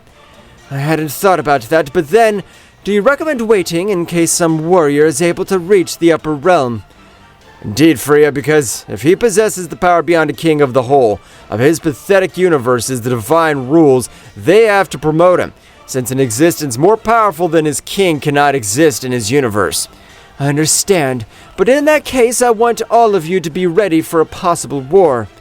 For her part, in the barrier, Nagami would give a big smile, while the red aura would travel all over her body, completely, even leaving Kira surprised. Nagami, how is it possible that you are able to release your aura if we're supposed to be in this damn prison that seals our powers? Kira, I'm sorry, but I always knew that this would happen because with the power of my Emperor Eye, I'm able to see the future. But if it wasn't this way, our dear son would have died at the hands of Freya. You leave me shocked by your words, Nagami, but if you have kept it a secret for the welfare of our little son, I have no reason to be angry with you. Kira, are you ready to get out of here?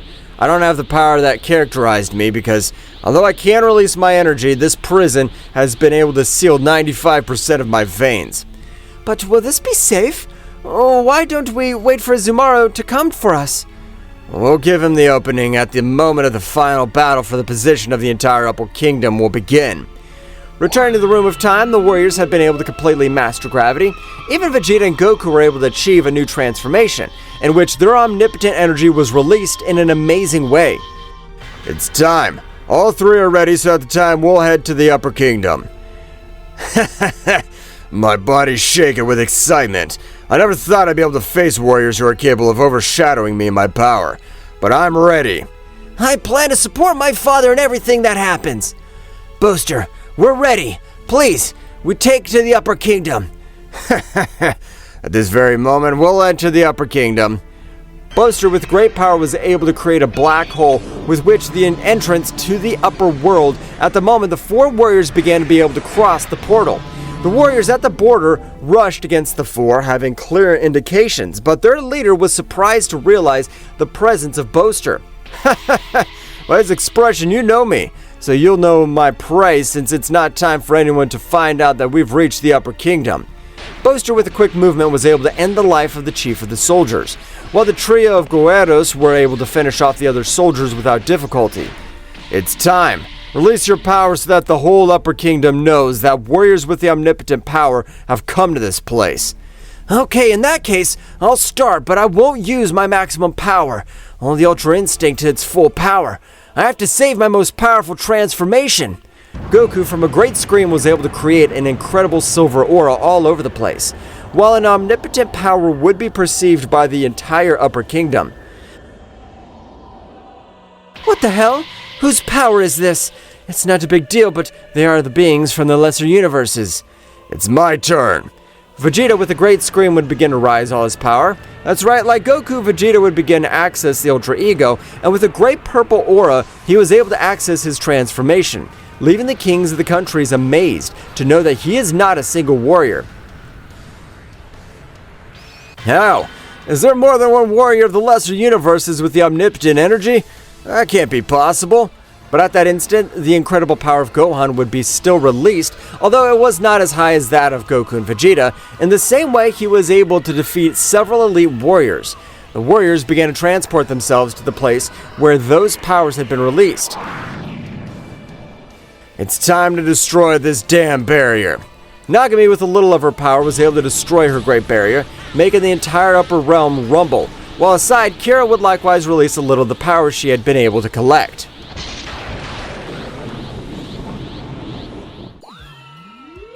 The incredible power of Nagami was seen in the divine upper realm and would alert the higher gods. Their sister Freya said to Seal that it was impossible for any warrior to break the channel a little of his divine energy, but Nagami on this occasion broke the rules, creating chaos throughout the upper realm. I really never wanted to end up with Freya, but if I'd seen my Emperor fate of Freya, this is the only way I could keep my family together. Kira could break her chains by releasing her power. Multiple gods guarding the entrance to the dimensional seal rushed against both gods. Even though Kira and Nagami didn't possess power, they could not be defeated by a few simple soldiers, since in a quick sword movement, Kira could end the lives of 3 of them, while Nagami, with the gaze, was making them fall to the ground, not letting them move. We have to meet with the Kakarot, because otherwise they'll be able to defeat us by being in different groups. It's time Kira gets back to our family. Even though we are at this disadvantage, it excites me. It reminds me when we met. I was known to be a powerful supreme goddess of the sword, and you, a god who never knew defeat. Do you find it interesting? Of course. This time we meet Boaster and our son, since I'm able to feel that next to him with two powers in the same way of omnipotent energy of great level. They must be friends. Both warriors would move to the Upper Kingdom. Despite the multiple gods in their way, they weren't able to face both gods, not having the overwhelming power that characterized them. Their knowledge on the battlefield overwhelmed them, managing to end the life of the gods in one movement of the internal system of their energy completely. In Freya's castle, Yamura would come, since her brother was able to free himself, and an incredible terror left her in shock. Damn it. If I am unable to make Freya's damn order, the other gods would be eradicated one by one. We can't face these monsters. We must join forces like millions of years ago. Yamura, with a slight bow, was able to get Freya to react, and getting angry. Damn, Yamura, you weren't supposed to be doing banging? At this moment, I'll finish with you. I won't allow anyone to be able to lay a hand on my... If you want to end my life, do it. I've done it because your brother and Kira have been able to free themselves, and the Prince of the Upper Kingdoms appeared. That's why it left me in shock. All the warriors trained for this. I want to face the invaders. And what'll he do? Considering the kings of the divine upper realm, I doubt your plan is able to free us. Of course you're wrong. We'll be the ones to finish once and for all with my brother. This time we won't seal him. We'll end his life. I agree. We'll better have Ryota's support. Her powers are the only one compared to Nagami's power. I doubt that wretch will be able to help us. He's always been my brother's best friend and not helping us in this. Both, despite moving at a great speed, Nagami and Kira were held by their legs, sent to fly to a planet, destroying it. A great light would rise through the upper realm. Overwhelming power spread around them. I don't know who the hell you are, but I won't hesitate to end your life in my way. You better get off, or if you want to die. The subject, wrapped in shadows, rushed Nagami, and they had exchanged millions of blows on the battlefield. Using 100% of his power, wasn't able to connect a blow on this mysterious subject. Nagami was about to be held by the neck. The subjects would stop staring and laughing loudly. Ha! I never thought you'd be able to forget me. Don't you remember that we used to play this way? No matter how big the emergency, we were always delayed. Nagami, furious, would land a punch on Ryota's stomach and start laughing. Damn good for nothing. You made me scared. At this moment, you're able to overcome me since I wasn't able to recover my power. But when I'm at 100%, I'll have a battle with you. That'll be interesting. This whole thing better be over fast. I won't take your time, but I'll go with you since I never saw Freya like that change the kingdom. That damn one is useless, but I swear I'll finish her if I'm able to lay a finger on her, my little son. Why did he say that? As far as I understand, your son died. Is the prince about whom's war rumors began to spread against your son? You are correct. My son's able to watch this place. That's why I was heading towards where I felt his essence. You want to come with us? Of course. I never miss my best friend's son, and if he wants to mess with you guys, you'll have to finish me first. Returning with Boaster and the Saiyans, the quartet of warriors were fighting multiple warriors. Goku, tired, would move away, and with his mental power communicate with Gohan and Vegeta. Vegeta, Gohan!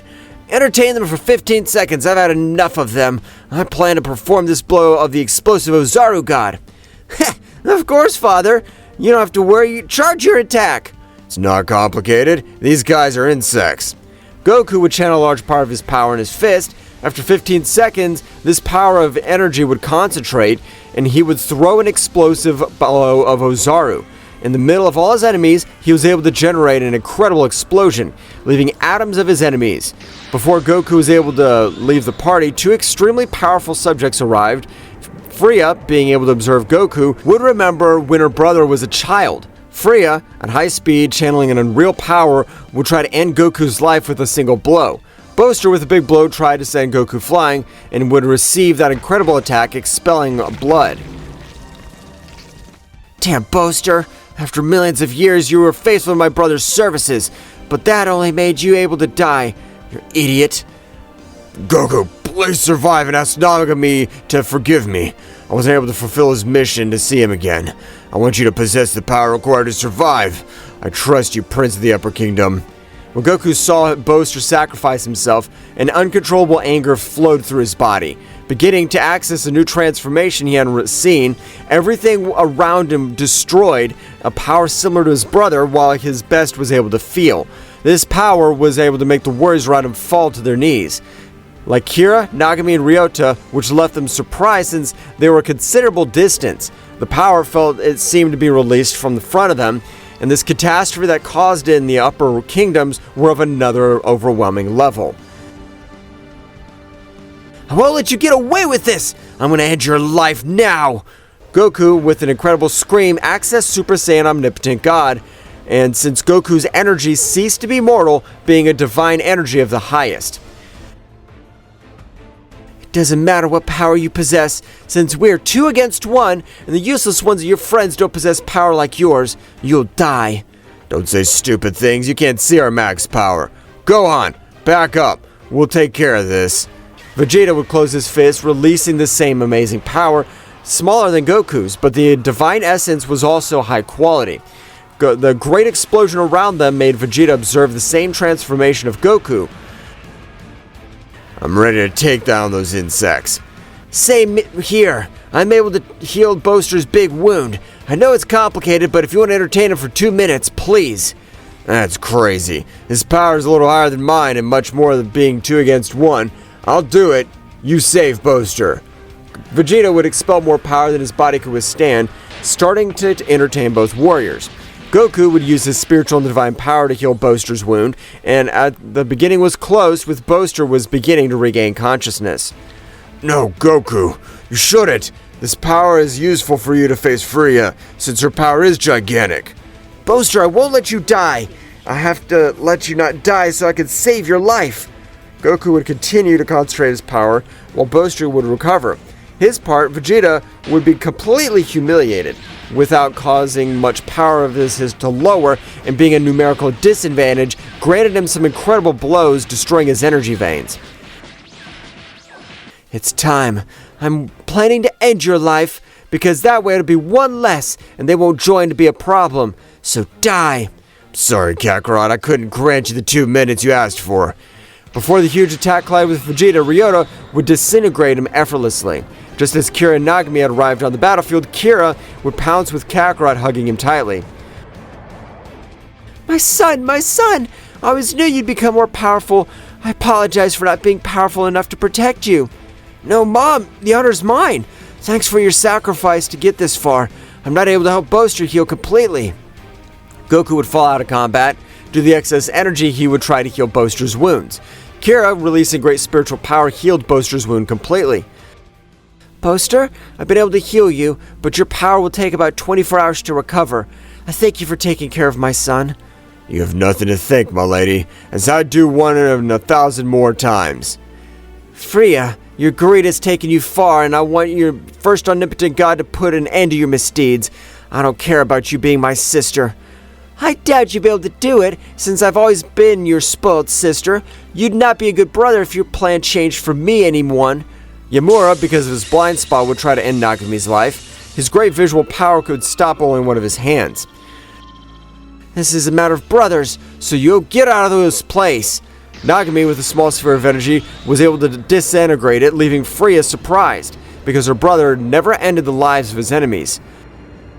I'll not really end your life, Freya, but I'll seal you in the dimension similar to the one you sealed us. This dimension was created by the power of Ryota and Mio. Before Freya could say anything, this dimension created Freya's body, being able to absorb her and stripping her of her power. Even a mere mortal was able to end her life. If you take your own life, you'll be resurrected again, since you'll only die when I am the bearer of the divine seal ends. Freya would be completely sealed. Instantly, Nagami would approach Goku, who was able to wake up with Freya's help. I'm proud of the power you've been able to get. You are the Prince of the Upper Kingdom and the next King of the Upper Kingdom. Goku would introduce his son Gohan as well as Vegeta.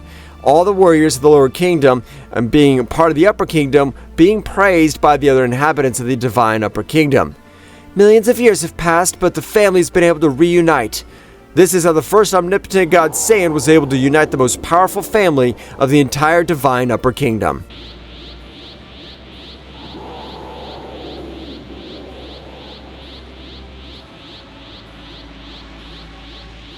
70 million years ago, there was an unimaginable void without any life, when suddenly emerged a being which didn't know it was himself where he was. What's going on? What am I? I can't see anything. What is this immense void? What he didn't know was, until that moment, was that he was an omnipotent being who was going to create everything known as the universe. He would even create a whole multiverse full of different types of life in order to find at some point an individual who could match or surpass the strength of his son called Zeno-sama. In Zeno-sama's palace, 30 million years after the birth of Zeno-sama's father, he introduces himself to his son. Zeno-sama, my son, you've grown strong and apparently you've become very powerful over the centuries. Father, I've always felt that my existence has no purpose. I often get bored. Why did you bring me to life to be bored? 70 million years ago, there was a void from which I was created. As I grew, I developed powers and immeasurable strength. As a result of that, a need was born in me to find a being who could match or surpass your strength, to even equal my own greatness. That's why I created planets, galaxies, universes, and living beings of various species. All this was created just so that I could exist? Yes, my son. Every star, every life form, everything has a purpose. To prepare you to be the supreme god of all that I've created.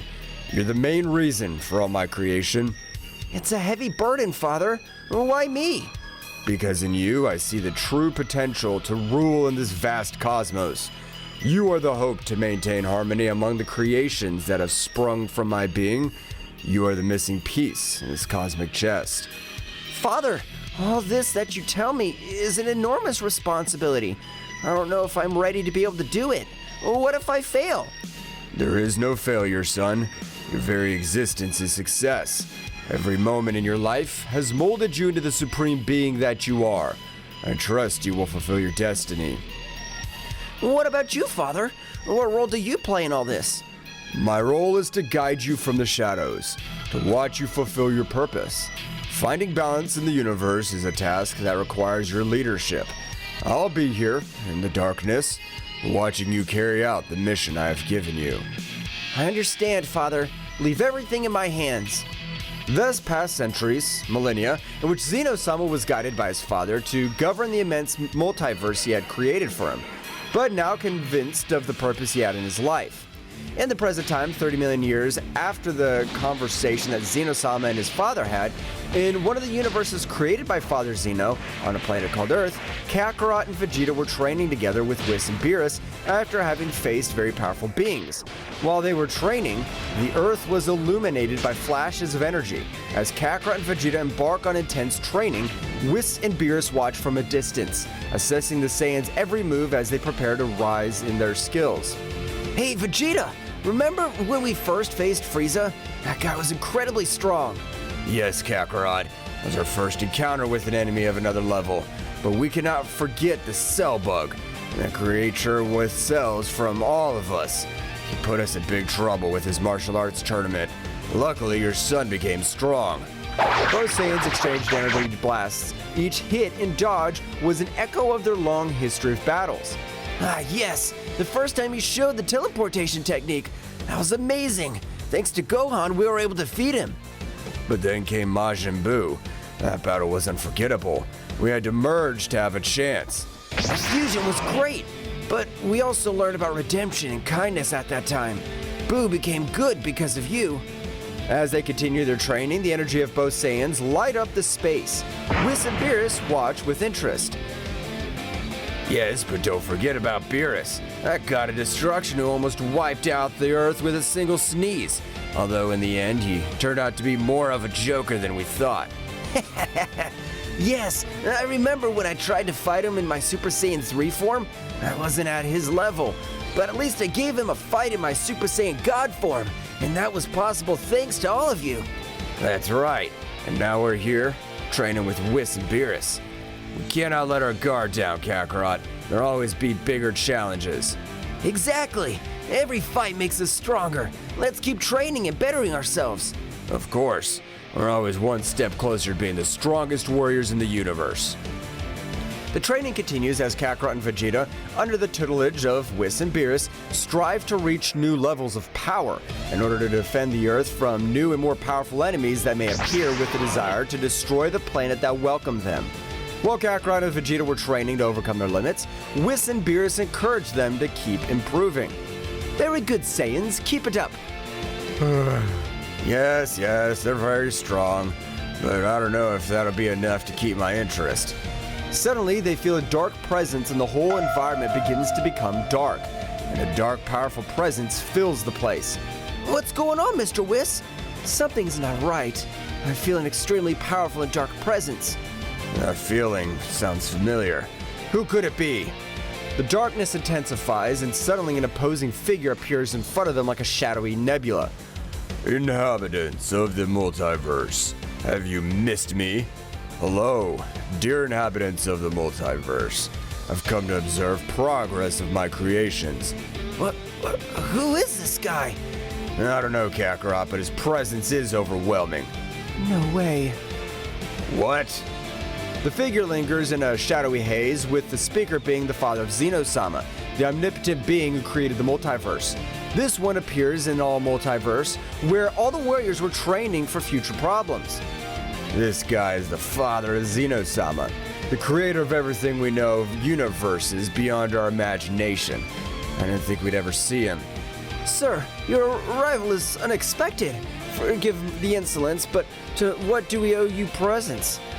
The inclination of Whis and all the angels of different universes is because they have knowledge of who was the father of Zeno-sama. For that reason, they have a great fear and respect for him. I see you've been busy, warriors. You have faced great obstacles throughout your insignificant lives, but this time has come. Are you strong enough? We're always up for a good challenge.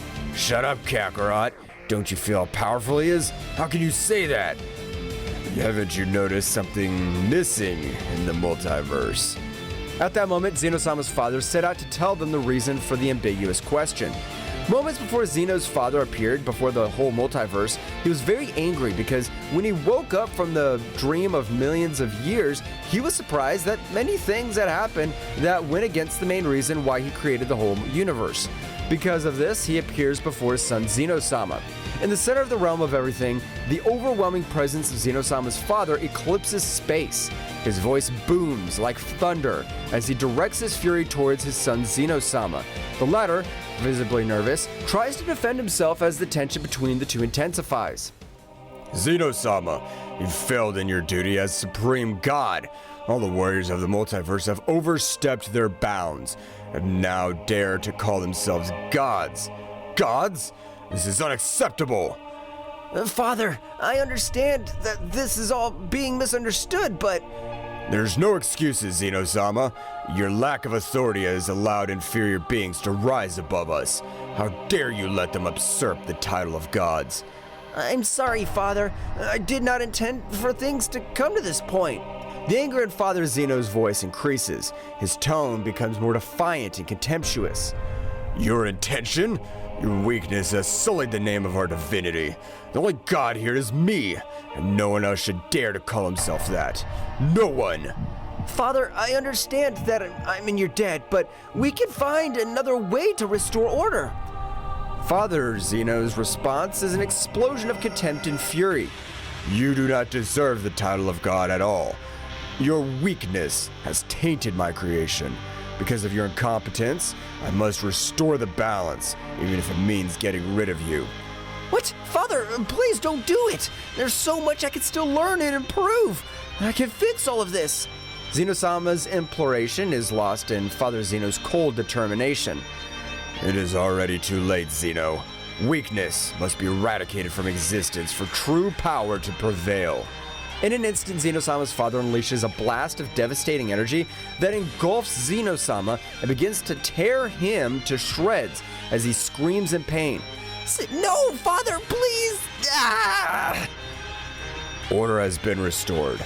No one else will dare to challenge my supremacy. I will now take it upon myself to re-establish balance through my creation. In the present day, in front of the terrified warriors, due to what Zeno-sama's father had informed them what had happened to his son Zeno-sama, a being they all adored and feared. You insignificant beings now understand. Because of this, I will destroy all the timelines and universes that exist. I am a divine being, omnipotent, and I can do it. But I will give you a chance to fight for your lives. So I'll organize a tournament in which the strongest warriors of the entire multiverse will participate so the power will prevail. Earth 2024. What? This can't be true. Do you think we can face something like that, Mr. Piccolo? Oh? We'll have to train a lot physically and, above all, mentally. The idea of a tournament piques his interest, seeing the opportunity to test his own power and perhaps become even stronger. Thraxis Nocturne, planet sunk in the shadows. A tournament, eh? Well, I'll show that true power is not limited to divine beings. I won't let them destroy our future. I will fight in that tournament and protect my own. A tournament with the strongest warriors, huh? It'll be my chance to show that the Saiyans are not insignificant beings. We will see who is truly divine in this tournament. My empire will prevail. A competition between the strongest.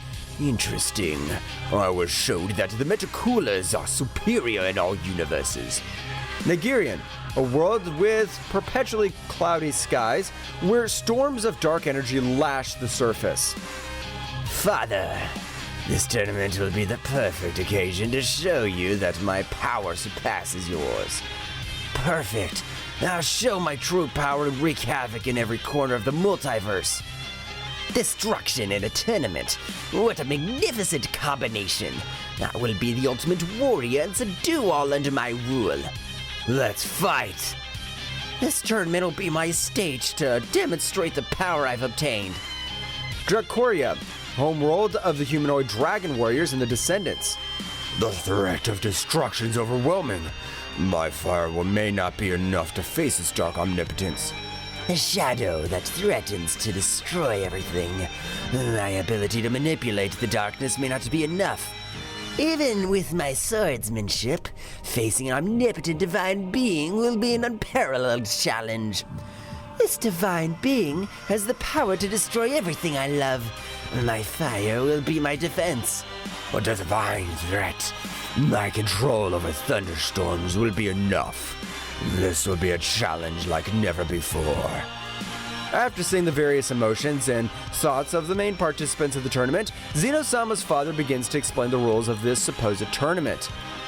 Minimal beings. The rules are simple. The tournament will be to the death. It'll be held in a timeless space where the laws of time and physics are temporarily suspended. The only way to eliminate an opponent is to make his heart stop. It is by killing him. There's no other way. In this tournament, it is either you or your rival. There's no limits on the use of skills. You must unleash your full potential without restriction, so as not to be destroyed in the process. I'll be the one who will watch over the whole process. The participant who wins will have the joy of facing me, putting his life and the life of his universe at stake. But I'm a PS deity, and I will bring him the opportunity to have a divine power similar to mine for a determined time. If he does not take the advantage of it, he will have to accept the consequences. In spite of the uncertainty that the warriors have in front of what the father of Zeno-sama has said, some are excited and others are worried. Wow, this sounds exciting! A tournament with fighters from all universes. It's gonna be great! Why should we trust this tournament to be fair? By killing them? So I can fight to the best of my ability. But killing beings that are just fighting for their lives is not nice. I hope everything I've said has been clear to everyone. The only rule is that you have to kill your opponent so that they don't kill you. I want to make that clear. You will have to kill your opponent. The way we will check if you're worthy of calling yourselves gods. Father Zeno disappears and everything returns to normal. You can see Kakarot's excited about the new enemy that is seen. It is very powerful. Vegeta, scared and worried about his family, angry with Kakarot. Wow, that guy's incredibly strong. I'm excited to fight him in the next tournament. Excited? Do you realize what's at stake, Kakarot? The enemy is dangerous, and we can't just underestimate him. But Vegeta, that guy has awesome power. It's gonna be the best fight of our lives. This is not a game, Kakarot. Do Do you realize that we're putting our families and the entire universe at risk? I know it's serious, Vegeta, but it's also a chance to get better. Besides, Zeno-sama's father is excited about this. I can't believe you're so carefree. My family's in danger and you're excited about a fight. I'm not saying I'm not serious, Vegeta, but when an opportunity presents itself to measure our power, I can't resist. You always think about the fight, don't you? Sometimes I wish you had a little more responsibility. Vegeta, I understand that you're worried about Bulma and Trunks, but trust that we can protect them. I don't like the idea of someone else deciding about our lives. I understand, Vegeta, but do you really think we can ignore this opportunity?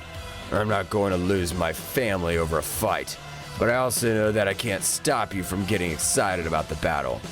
At that moment, the tension between Kakarot and Vegeta is palpable as they prepare to face the new enemy. While Kakarot is filled with excitement for the fight, Vegeta faces the situation with a mixture of fear and determination. Thus, the training of the entire multiverse for the survival of their species began. From the moment on, the most powerful warriors of all the universes began to train with greater intensity in order to save their universes and timelines.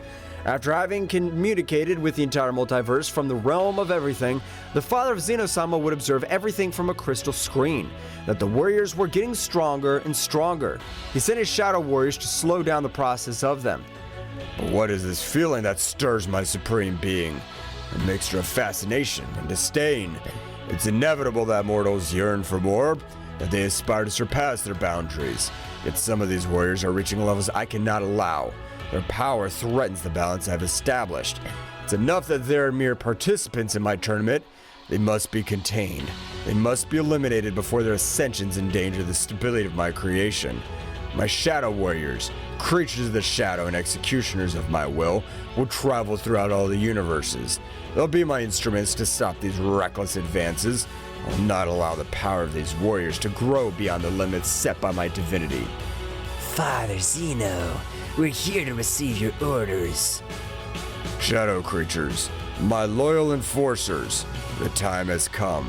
The universes pulsate with an energy that threatens to destabilize the order I've established. Mortal warriors, in their relentless pursuit of power, are rising to dangerous heights. Their progress must be halted. Your orders are our will. How do you wish us to proceed? Each of you will disperse among the universes. Your mission is to find those warriors who dare to exceed the limits imposed. There's no room for compassion. The threat must be eradicated. Annihilate them without mercy. We will, Father Zeno. No warrior will be strong enough to defy your will. The shadow creatures set off to every universe and timeline to destroy every warrior who would participate.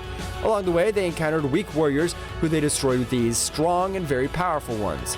It was dusk when suddenly the Earth's atmosphere trembled with an unnatural darkness. In the blink of an eye, shadow creatures emerged from the interdimensional shadows, ethereal and menacing beings that would challenge even the strength of the mightiest warriors. Kakarot and Vegeta, training on the vast battlefield of Earth, sensed the arrival of an ominous presence.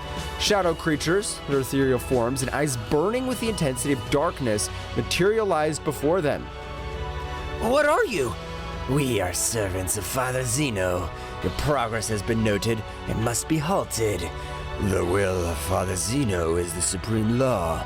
The warriors have exceeded the allowable limits and will now be destroyed.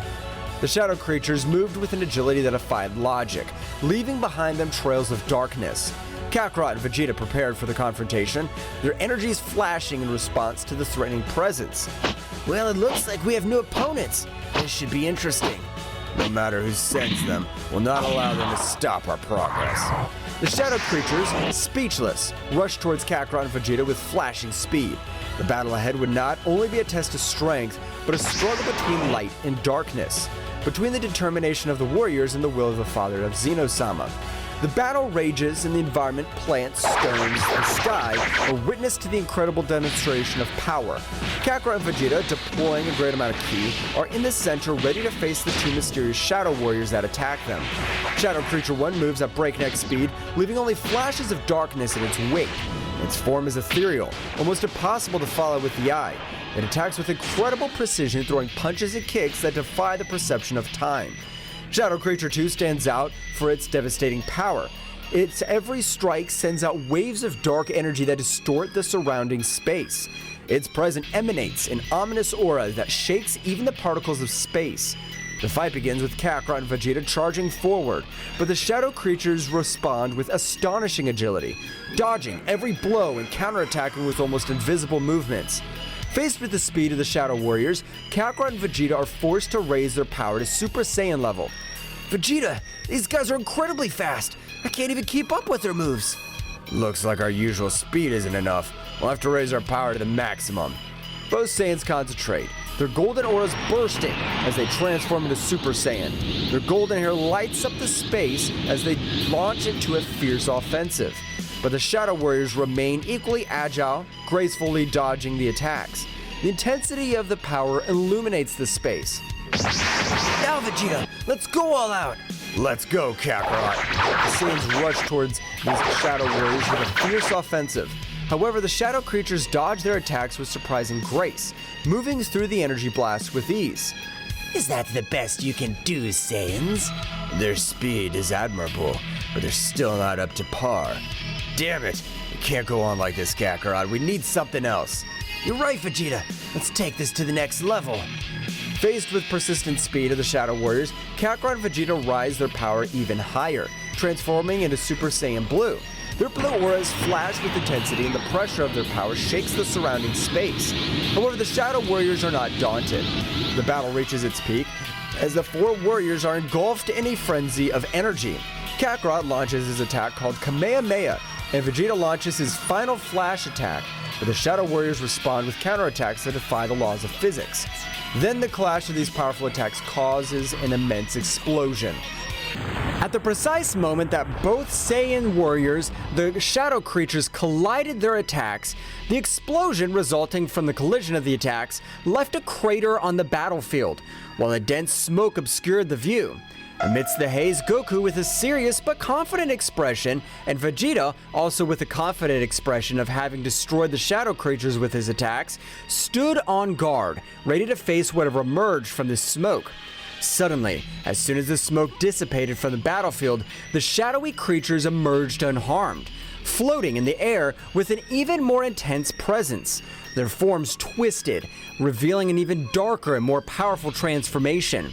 Now with eyes glowing with a more intense light, the shadow creatures uttered a great malevolent laugh and moved towards Goku and Vegeta with renowned ferocity. The sky was covered with dark clouds and lightning intermittently illuminated the scene. The creatures, once scattered, began to converge into a chaotic mass. Their bodies intertwined and merged, creating a monstrous entity that emanated a dark and malevolent aura. The fusion of the creatures was completed with a loud roar, and before Goku and Vegeta emerged, a nightmarish creature. The fused creature had a grotesque figure, with twisted limbs and glowing eyes filled with evil. Its body was enveloped in a halo of dark energy, which distorted the space around it. The ground shook with every step he took, and the waves of evil energy generated chaos on the battlefield. Goku and Vegeta exchanged determined glances. They knew they faced an unprecedented threat. The fusion of the creatures had given rise to a being of incredible power and speed. Goku frowned, clenching his fists, while Vegeta gave a cocky grin. Kakarot, looks like things have become interesting. I didn't expect to have to face something like this. Yes, Vegeta. This creature's no joke. We're gonna have to give it our all. Both warriors raised their ki to the maximum, surrounding themselves with an intense golden and blue aura. Their hair stood on end and the earth trembled under the pressure of their combined power. The fused creature responded with a guttural laugh and advanced towards them with great strides. Come on, Vegeta, let's attack together and put an end to this! For once, Kakarot, I agree. The battle reached its climax as Goku and Vegeta, enveloped in their golden and blue auras, launched themselves towards the fused creature. Every punch and burst of energy echoed through the air, creating a spectacle of flashes and booms. The creature, however, was not easy to defeat. Its agility and strength were astounding, dodging the Saiyan's attacks with ease. Vegeta, we need to find an opening in its defense! Focus! I know, Kakarot, but this thing's fast. The fused creature responded with a ripping attack, sending the Saiyans flying across the battlefield. Goku and Vegeta, however, quickly recovered and stood up with renewed determination. We can't underestimate this thing. Come on, Vegeta, let's attack together. All right, Kakarot, together we'll defeat it. Goku nodded and they concentrated their energies into an amazing combined attack. A brilliant flash of light and blue light materialized in their hands, growing with each second. The fused creature, seeing the imminent threat, tried to counterattack, but it was too late. Kame! Final Flash! The powerful beam of combined energy shot towards the fused creature, illuminating the dark battle with its radiance. However, just when impact seemed inevitable, the creature, in the last act of desperation, deployed a dark shield that managed to resist the Saiyans' assault. The result explosion sent Goku and Vegeta flying backwards, returning them to their base form, leaving them dazed and severely injured on the ground. The fused creature, though weakened, struggled to its feet, its malevolent aura flickering, but far from fading completely. Vegeta, we're in trouble! This thing's stronger than we thought! Vegeta, however, lay motionless on the ground with visible wounds and his aura rapidly diminishing. Vegeta! Don't give up, Vegeta! The fused creature, slowly recovering, calmly approached towards Vegeta with a palpable malevolence in its glowing eyes. Your efforts are futile.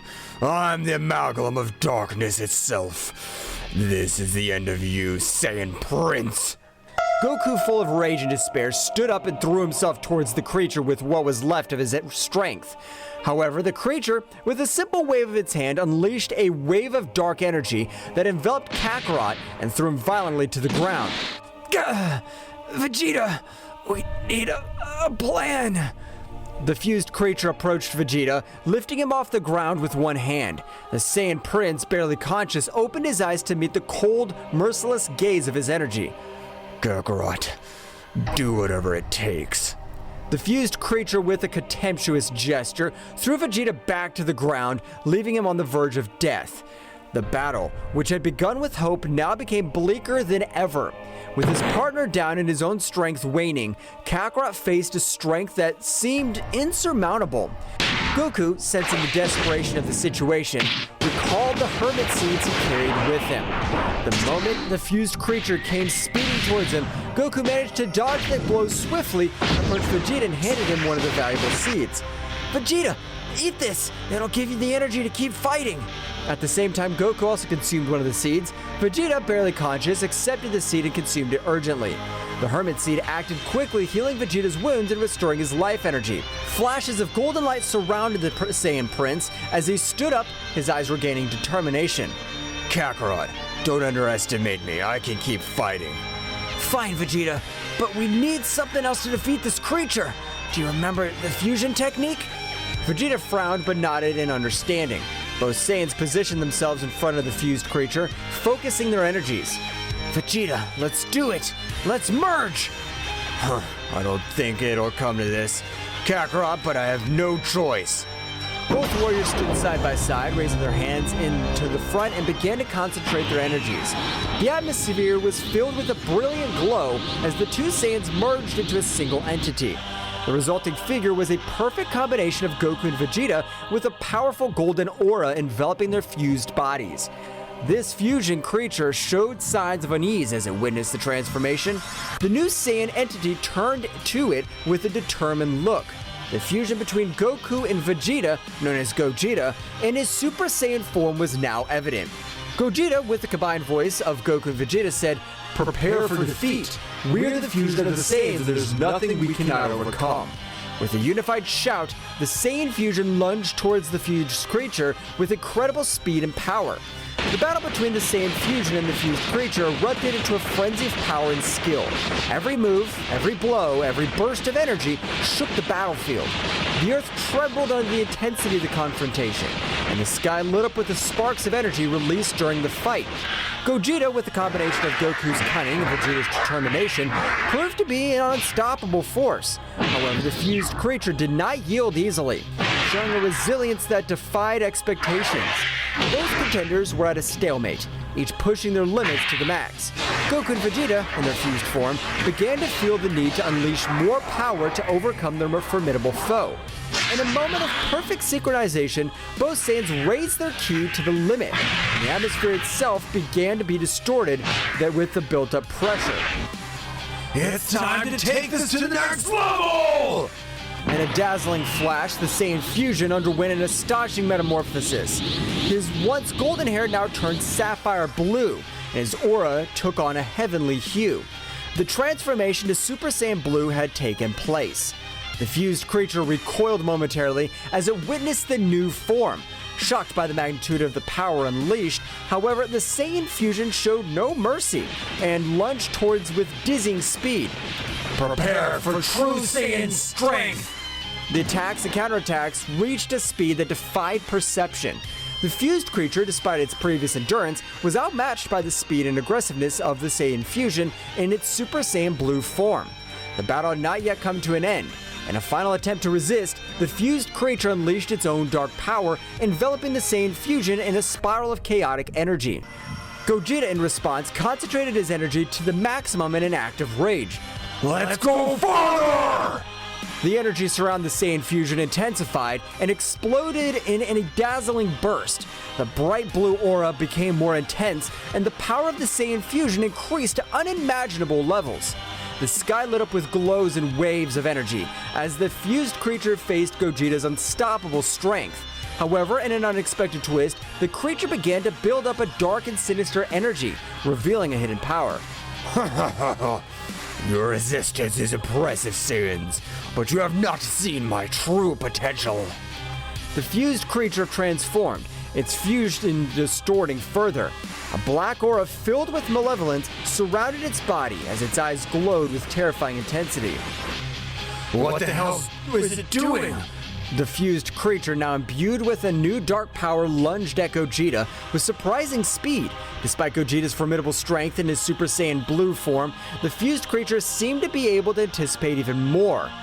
Now you'll experience true darkness. Gogeta sensed the threat, deciding to take his own power to the extreme. In a blink of an eye, he activated the technique, the Kaioken. His blue aura multiplied into a mixture of blue and red, and the intensity of the battle reached levels never seen before. It's time to put an end to this! Kaioken!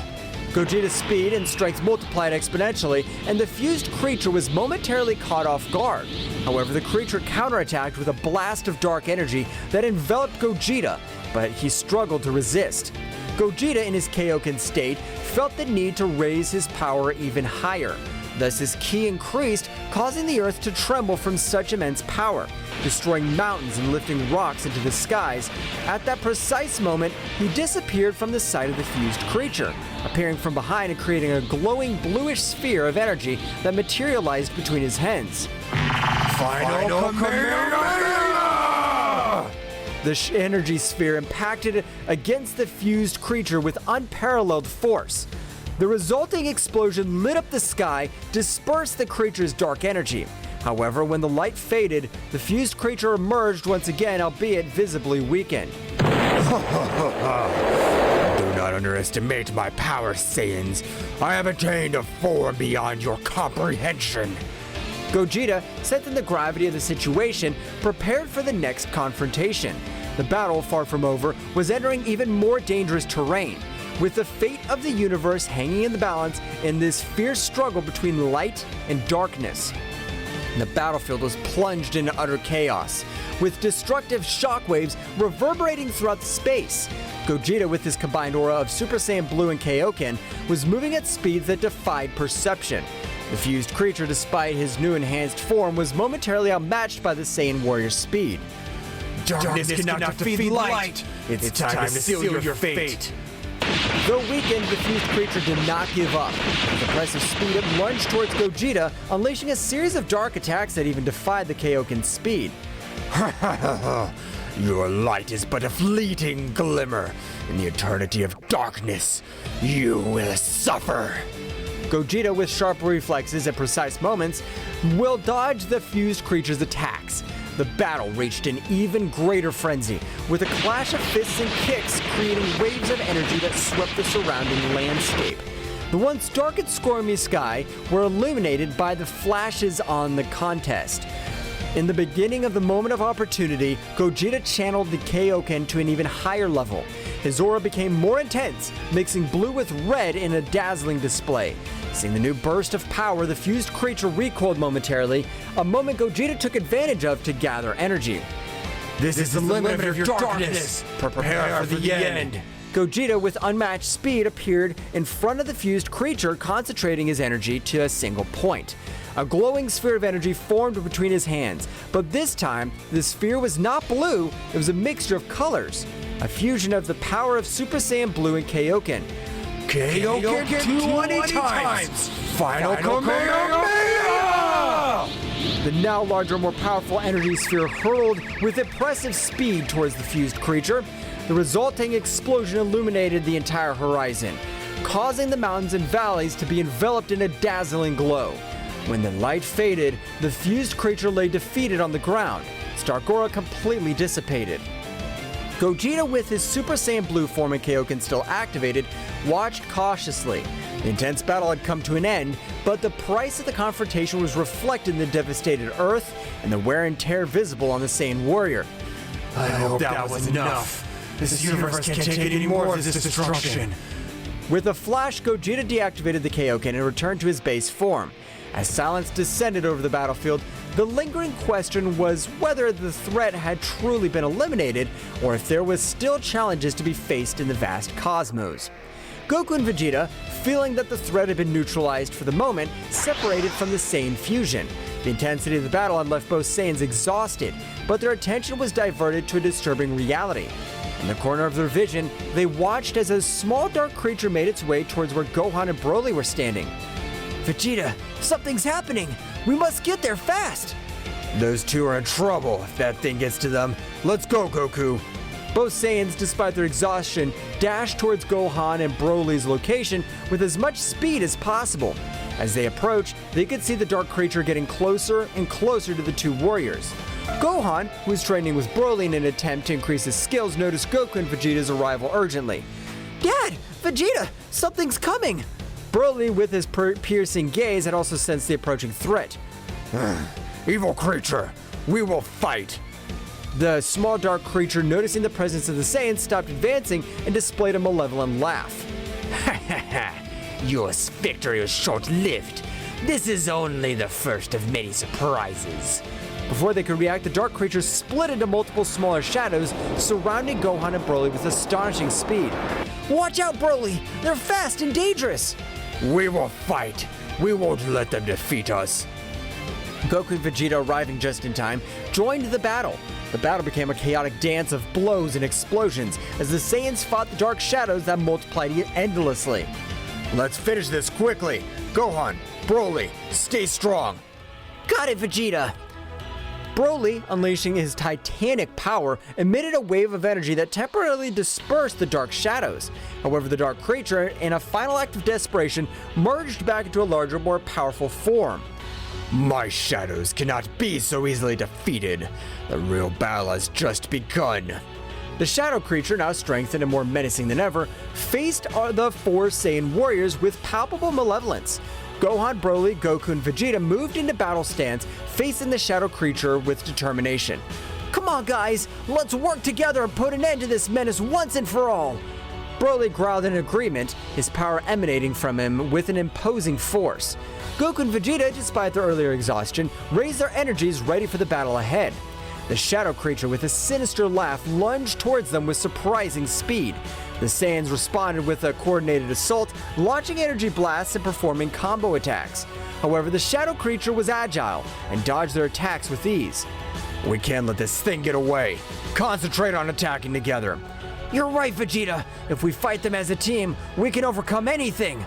The four Saiyans synchronized their movements, attacking in harmony. Broly unloaded titanic blows. Gohan used his agility and advanced techniques, while Goku and Vegeta coordinated their energies to create a combined assault. Despite their efforts, the shadow creature proved to be resilient and adaptable. It defended with cunning and counterattacked with fury.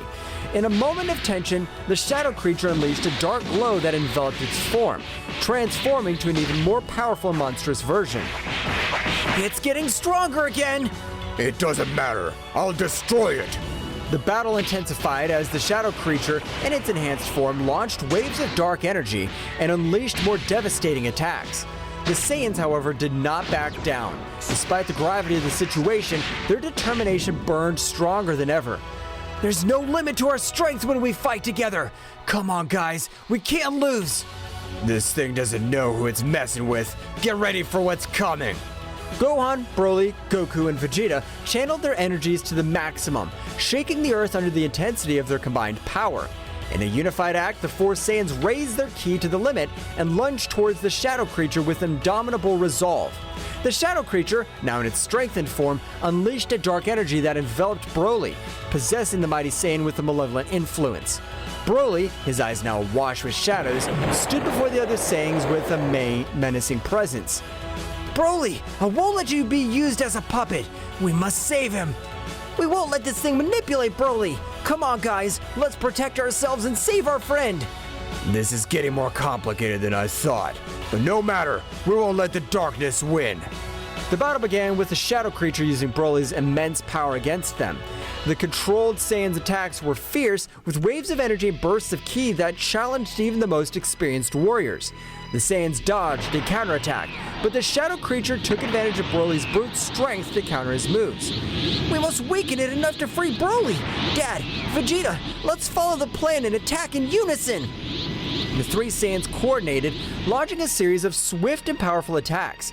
However, the shadow creature moved with agility, dodging most of the blows and countering with blows of its own. Broly, under the influence of the dark possession, was showing superhuman endurance. It's not enough! Broly, fight against this influence! We must force him to break free. We're gonna give it our all. In a moment of desperation, the Saiyans decided to raise their powers to the maximum. Goku transformed into Super Saiyan second stage, Gohan advanced his mystical form, and Vegeta unleashed his own power into Super Saiyan second stage. The three Saiyans surrounded Broly, launching a combination of flurry of powerful attacks. Broly, resist! Don't let their darkness consume you! The shadow creature, feeling the combined presence of the three Saiyan warriors, showed signs of weakness. However, in a desperate act, the dark energy intensified its hold on Broly, raising its power even higher and unleashing unbridled fury. We can't give up! We're going to free Broly, whatever it takes! The battle reached its climax as the three Saiyan warriors, Goku, Gohan, and Vegeta, clashed against the shadow creature possessing Broly. The unleashed energy created a spectacle of flashes, explosions, and shockwaves that shook the battlefield. Goku, with his power as a Super Saiyan, moved with astonishing speed, launched energy blasts and accurate punches at the shadow creature. Gohan, in his mystical form, unleashed a combination of fast attacks and advanced techniques, seeking to weaken the dark possession that controlled Broly. Vegeta, in his Super Saiyan second phase form, displayed titanic power, coordinating his attacks with calculated precision. Broly, listen to my voice! Don't be consumed by this darkness! The shadow creature, however, resisted tenaciously, harnessing Broly's brute strength and ferocity to counter the Saiyans' attacks. Broly, under the dark possession, responded with unstoppable strength, his attacks more intense and uncontrolled. We need to weaken that possession! Come on, guys, keep up the pressure! This dark power won't last forever. We must resist! The battle grew more frantic. With each passing moment, the shadow creature, sensing the threat of the Saiyans, intensified its hold on Broly, fusing its dark energy with the brute strength of the legendary Saiyan. We can't back down now! Broly's our friend, and we won't let this darkness control him! In a moment of perfect synchronization, the three Saiyans focused their energies into a coordinated attack. Goku launched a Kamehameha, Gohan unleashed a Masenko, and Vegeta fired a final flash, all aimed at the shadow creature. The resulting explosion illuminated the battlefield, creating an energy storm. However, when the light faded, the shadow creature Broly still stood, visibly weakened but far from defeated. It's not enough! We must find a way to free Broly from this possession! At that moment, the shadow creature, taking advantage of the Saiyans' momentary weakness, launched a surprise attack, sending Goku and Gohan to the ground. Vegeta, with his rage in his eyes, stood up determined. Enough's enough! We won't let this thing continue to manipulate Broly. Vegeta concentrated his ki to the maximum, unleashing a new transformation. His intense blue aura transformed into an even brighter and more powerful hue. Super Saiyan Blue! The atmosphere itself seemed to tremble at the magnitude of the transformation. Vegeta, now in his evolved form, launched himself towards the shadow creature with renewed speed and power. Vegeta's transformation in Super Saiyan Blue evolved caused a dramatic change in the intensity of the battle. His bright blue aura flashed with overwhelming energy as he charged towards the shadowy creature and Broly, who was still under his influence. It's time to put an end to this. Broly, I'll fight to free you from this darkness. The shadow creature, sensing the threat posed by Super Saiyan Blue, adopted a defensive stance. On the other hand, Broly, his eyes still darkened, prepared to face Vegeta. Vegeta unleashed a flurry of quick and precise attacks, combining punches and kicks with astonishing speed. Each move was charged with the strength of the new form, and the shadow creature was forced to retreat in the face of Vegeta's fury. Broly, regain control. I'll not allow this darkness to consume you. Broly, under the influence of the Dark Possession, responded with impressive stamina. His attacks were brutal and uncontrolled, but Vegeta moved with a dexterity that defied expectations. I need to find an opening in this possession.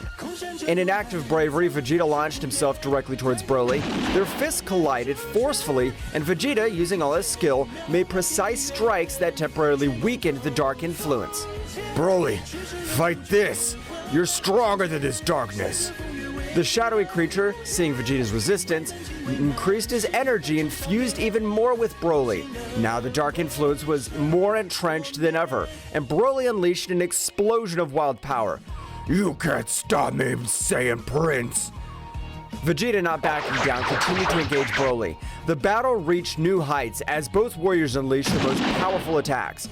Vegeta launched a Big Bang attack while Broly responded with a gigantic charge of dark energy. The collision of energies generated a huge explosion that blanketed the area. After the dust settled, Vegeta lay on the ground, clearly exhausted but not giving up. I can't lose. My determination's stronger than your darkness. The battle between Vegeta and Broly, who was possessed by the shadow creature, reached a critical point. The overflowing energy of the confrontation was spreading across the battlefield, distorting the air and creating palpable tension. At that crucial moment, Goku found himself regaining consciousness, stood up, and immediately went to Saiyan Prince's side. Vegeta, let's go! Let's give it all we've got! Goku's transformation into Super Saiyan Phase 2 and joined the fray. The shadow creature, seeing the arrival of another Saiyan warrior, prepared to face the new threat. Kakarot, you're just in time.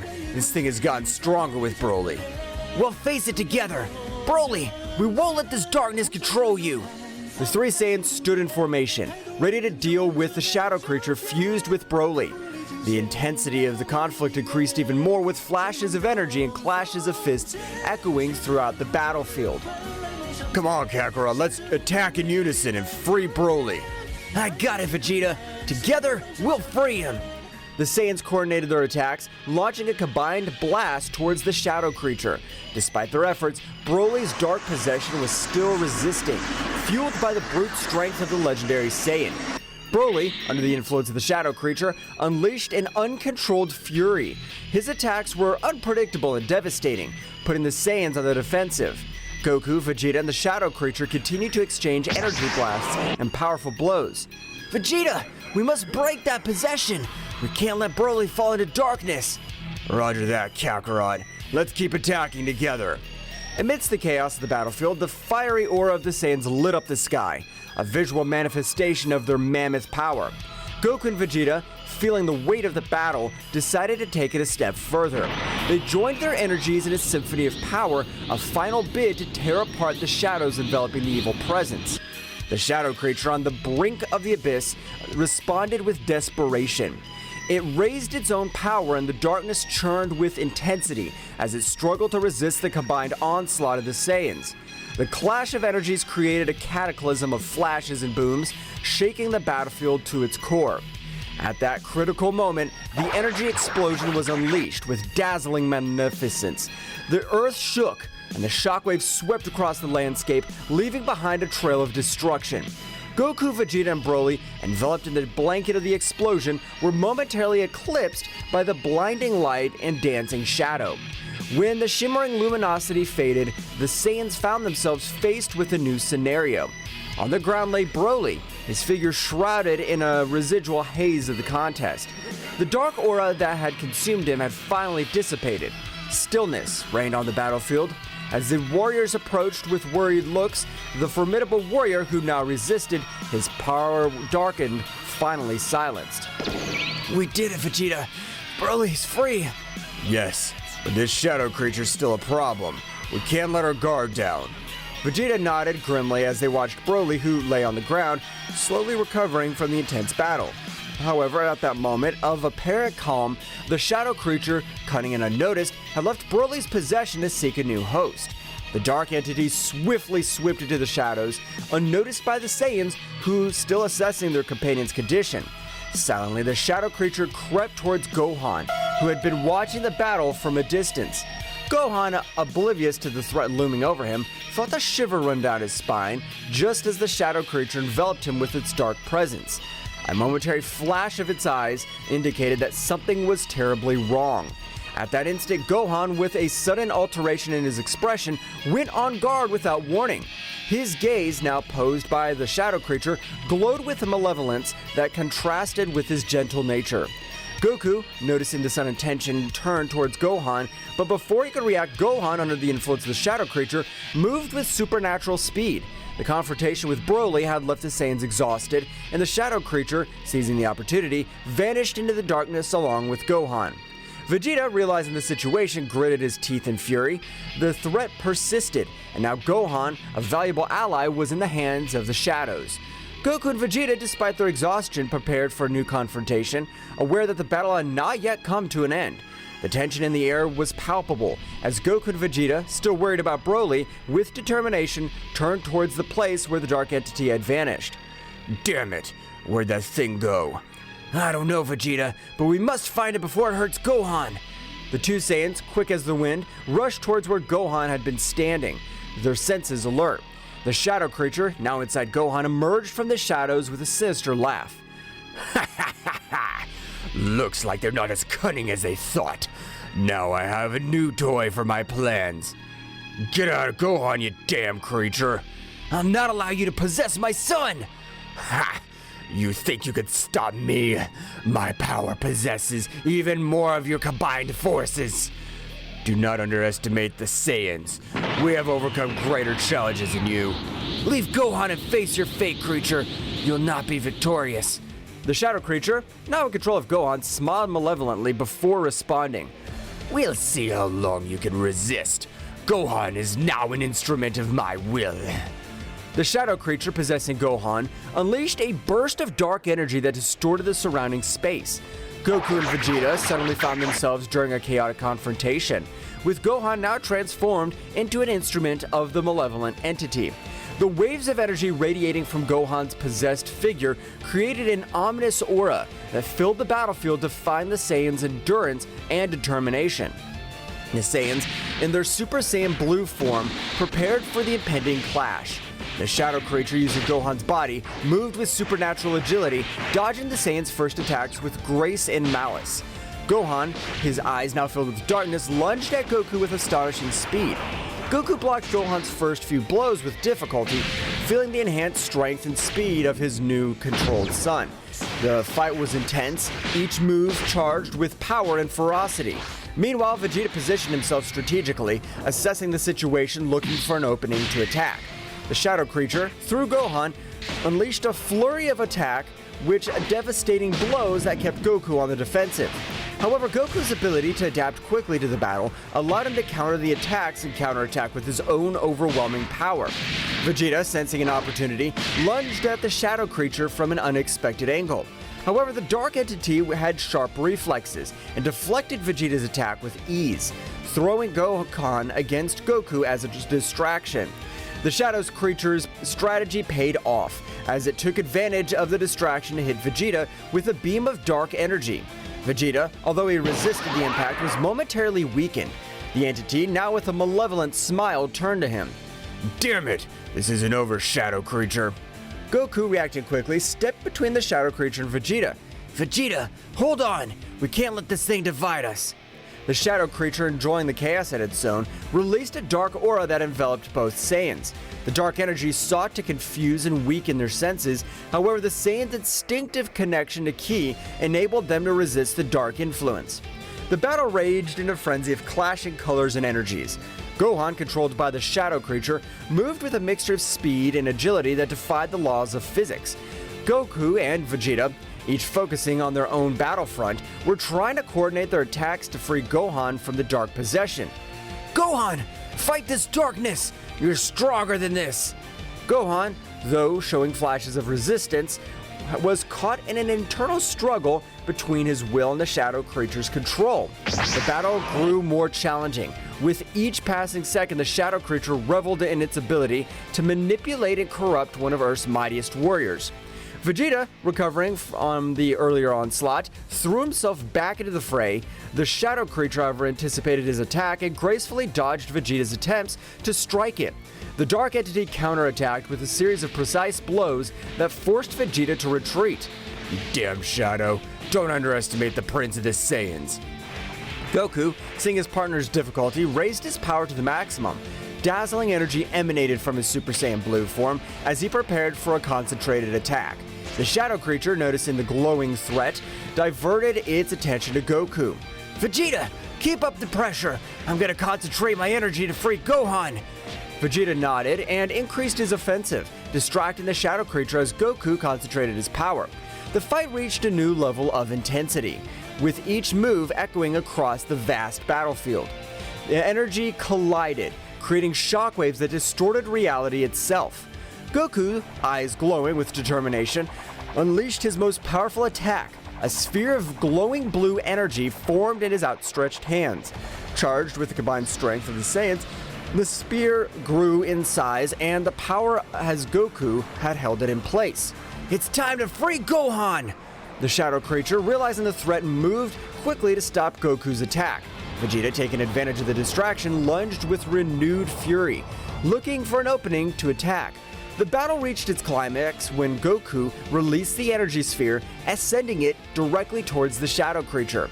The energy sphere burst into a dazzling flash, illuminating the battlefield with intense light. Shockwaves swept through the darkness as Goku's purifying energy sought to free Gohan from the shadow creature's possession. However, as the light faded and the earth stopped shaking, the shadow creature emerged seemingly unharmed. The dark entity, now irritated, turned to the Saiyans with a twisted laugh. Is that all you can do? My power is unbreakable!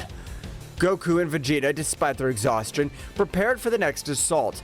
The battle, far from ending, dragged on into confrontation of epic proportions. Darkness and light collided in an endless clash, with the will of the Saiyans resisting against the entity that threatened to plunge them into the shadows. The dark creature, after resisting Goku's powerful attack, showed a malicious smile. A dark glow enveloped Gohan, and his body began to tremble with intensity. A guttural scream echoed through the air as the dark entity forced a unique transformation on the Saiyan warrior. Gohan, under the shadow creature's influence, contorted and his body was enveloped in a dark, feral energy. The earth trembled with the intensity of the transformation, and Gohan's figure began to change. Defined musculature, red eyes, a wild gaze, long gray hair, and emerging in the new form, Gohan Dark Beast. Vegeta and Goku, shocked by the unexpected evolution, instinctively recoiled from the overwhelming presence of Dark Gohan Beast. The shadow creature had accomplished what it could not do with Broly, unleash a unique and uncontrolled transformation on Gohan.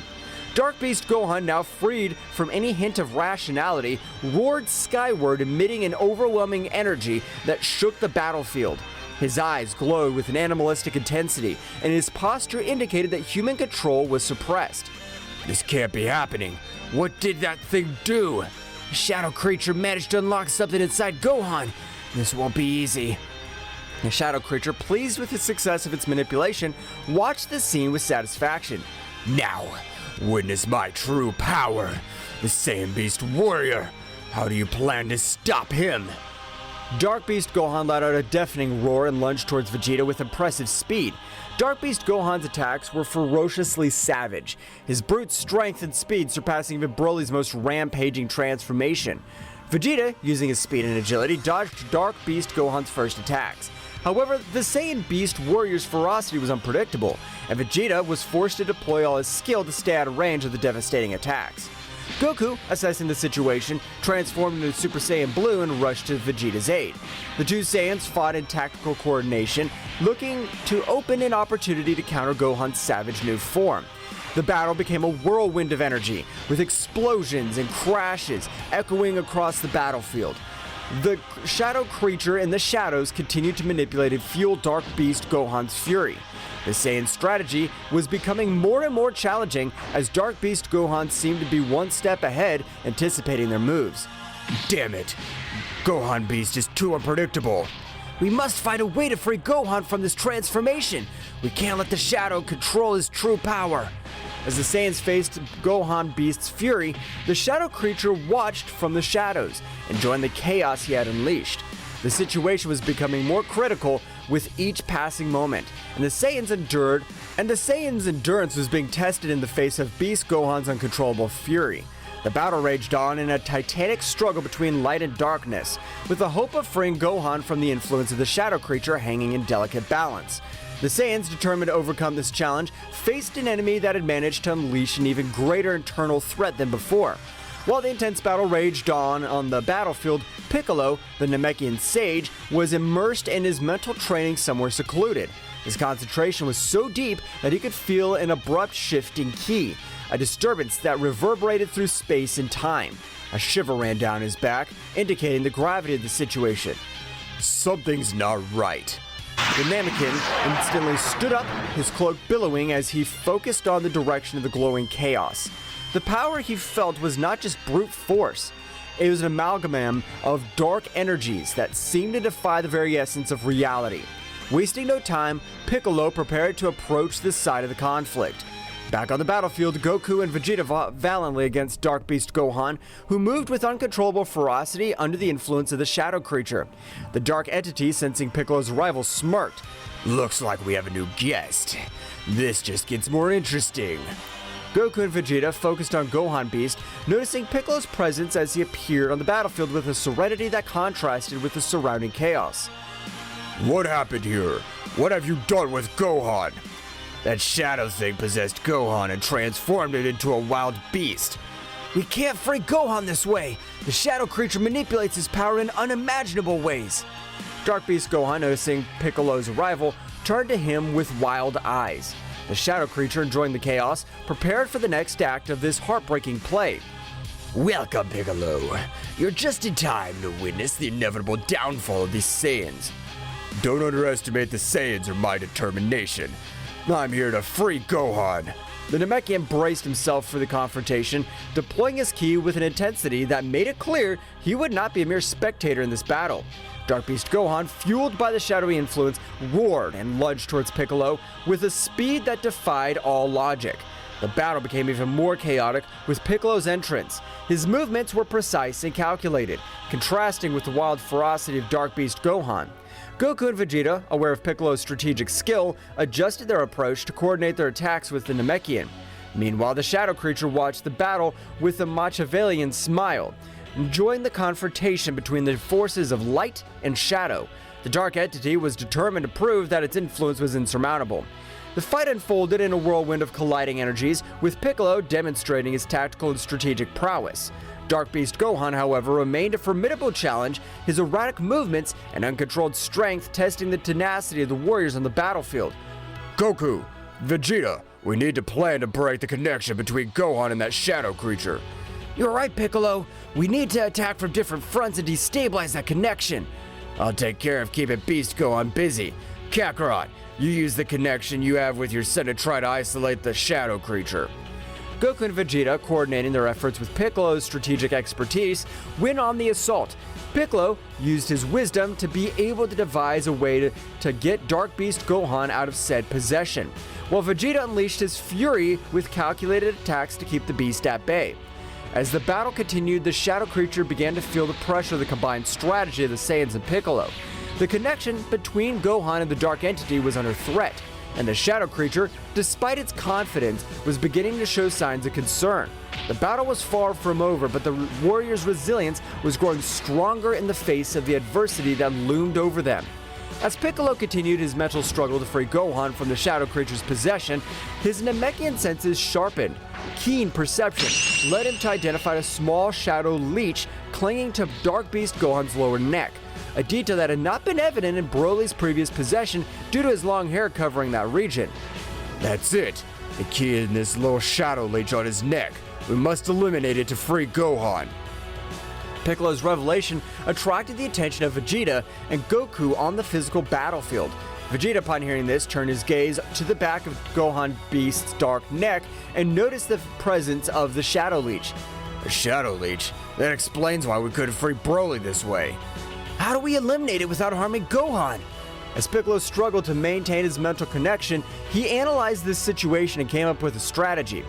If we attack the Shadow Leech directly, we might harm Gohan in the process.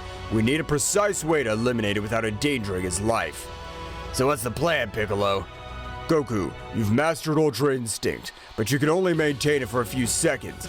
We need to take advantage of those brief moments to distract Dark Beast Gohan and allow you to get close enough to destroy the Shadow Leech. Understood, Piccolo. I'll do my best. But how do we make sure Beast Gohan doesn't attack while Kakarot's approaching? That's the tricky part. We need to keep Gohan busy and distracted. Vegeta, your attacks must be precise and constant, keeping his attention on you. I will, but Kakarot, don't make me regret this. The battle resumed with renowned intensity. Vegeta went on the offensive, attacking Gohan Dark Beast with a series of swift and powerful blows. Gohan responded with ferocity, but Vegeta maintained agile, dodging his attacks while keeping the savage Saiyan warrior's attention. At that moment, Goku concentrated, channeling Ultra Instinct. An aura of flickering energy surrounded him as he activated the powerful transformation. His speed increased exponentially, allowing him to easily dodge Dark Beast Gohan's attacks. Now, Goku, now's your chance. Goku in his Ultra Instinct state moved with superhuman speed towards Gohan's rear. The shadow creature, still focused on the fierce confrontation with Vegeta, did not notice Goku's approach. This is my chance to end this! With pinpoint accuracy, Goku reached out his hand and touched the small shadow leech on Gohan's neck. The leech, upon being touched by the Ultra Instinct energy, began to fade, emitting a dark screech before dissolving completely. Dark Beast Gohan, losing connection with the shadow leech, shook violently, as if releasing himself from a trance.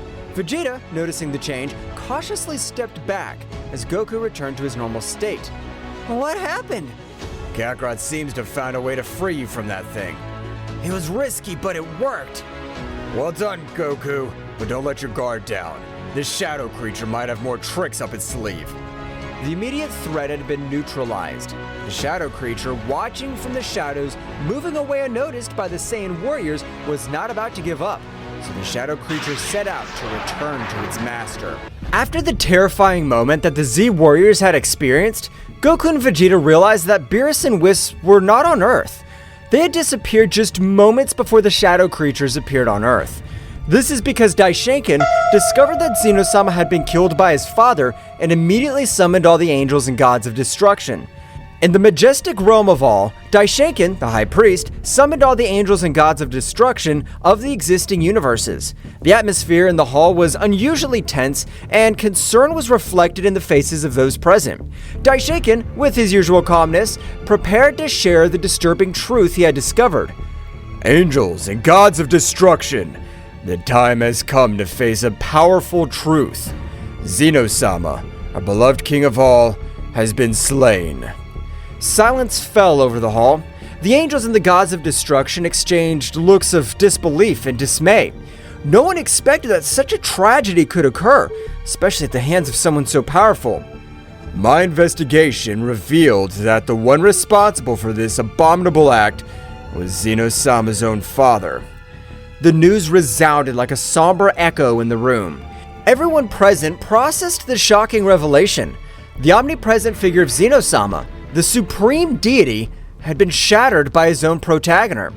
Mohito, Sidra's angel, spoke in a worried voice. How is it possible that a being as powerful as Zeno-sama's father could have committed such an act? That is a question for which I still have no answers. But now we must face the consequences of this event. The stability of the multiverse is in danger. Arak, the god of destruction of Quitella, asked, "And what measures will we take in the face of this threat? What'll happen to the throne of Zeno-sama?" That is a question we must discuss and resolve. For now, the throne remains empty, and our duty is to maintain peace and balance. But before we make hasty decisions, we need to fully understand the magnitude of this situation. Beerus and Whis prepared to inform the gods of destruction and angels of all universes about what they had witnessed while on planet Earth with Goku and Vegeta. The Hall of the Realm of Everything was filled with celestial beings, each one expectant and worried about the news they were about to receive. Attention everyone! We have crucial information to share about the events that have been unfolded. Before we are summoned here, the father of Zeno-sama appeared on all the planets of the multiverse.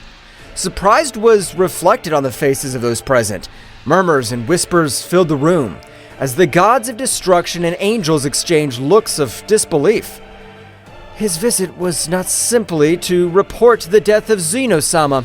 He announced the holding of the tournament that would determine the survival of the planets in each universe. Additional rumors filled the room, creating a constant buzz of concern.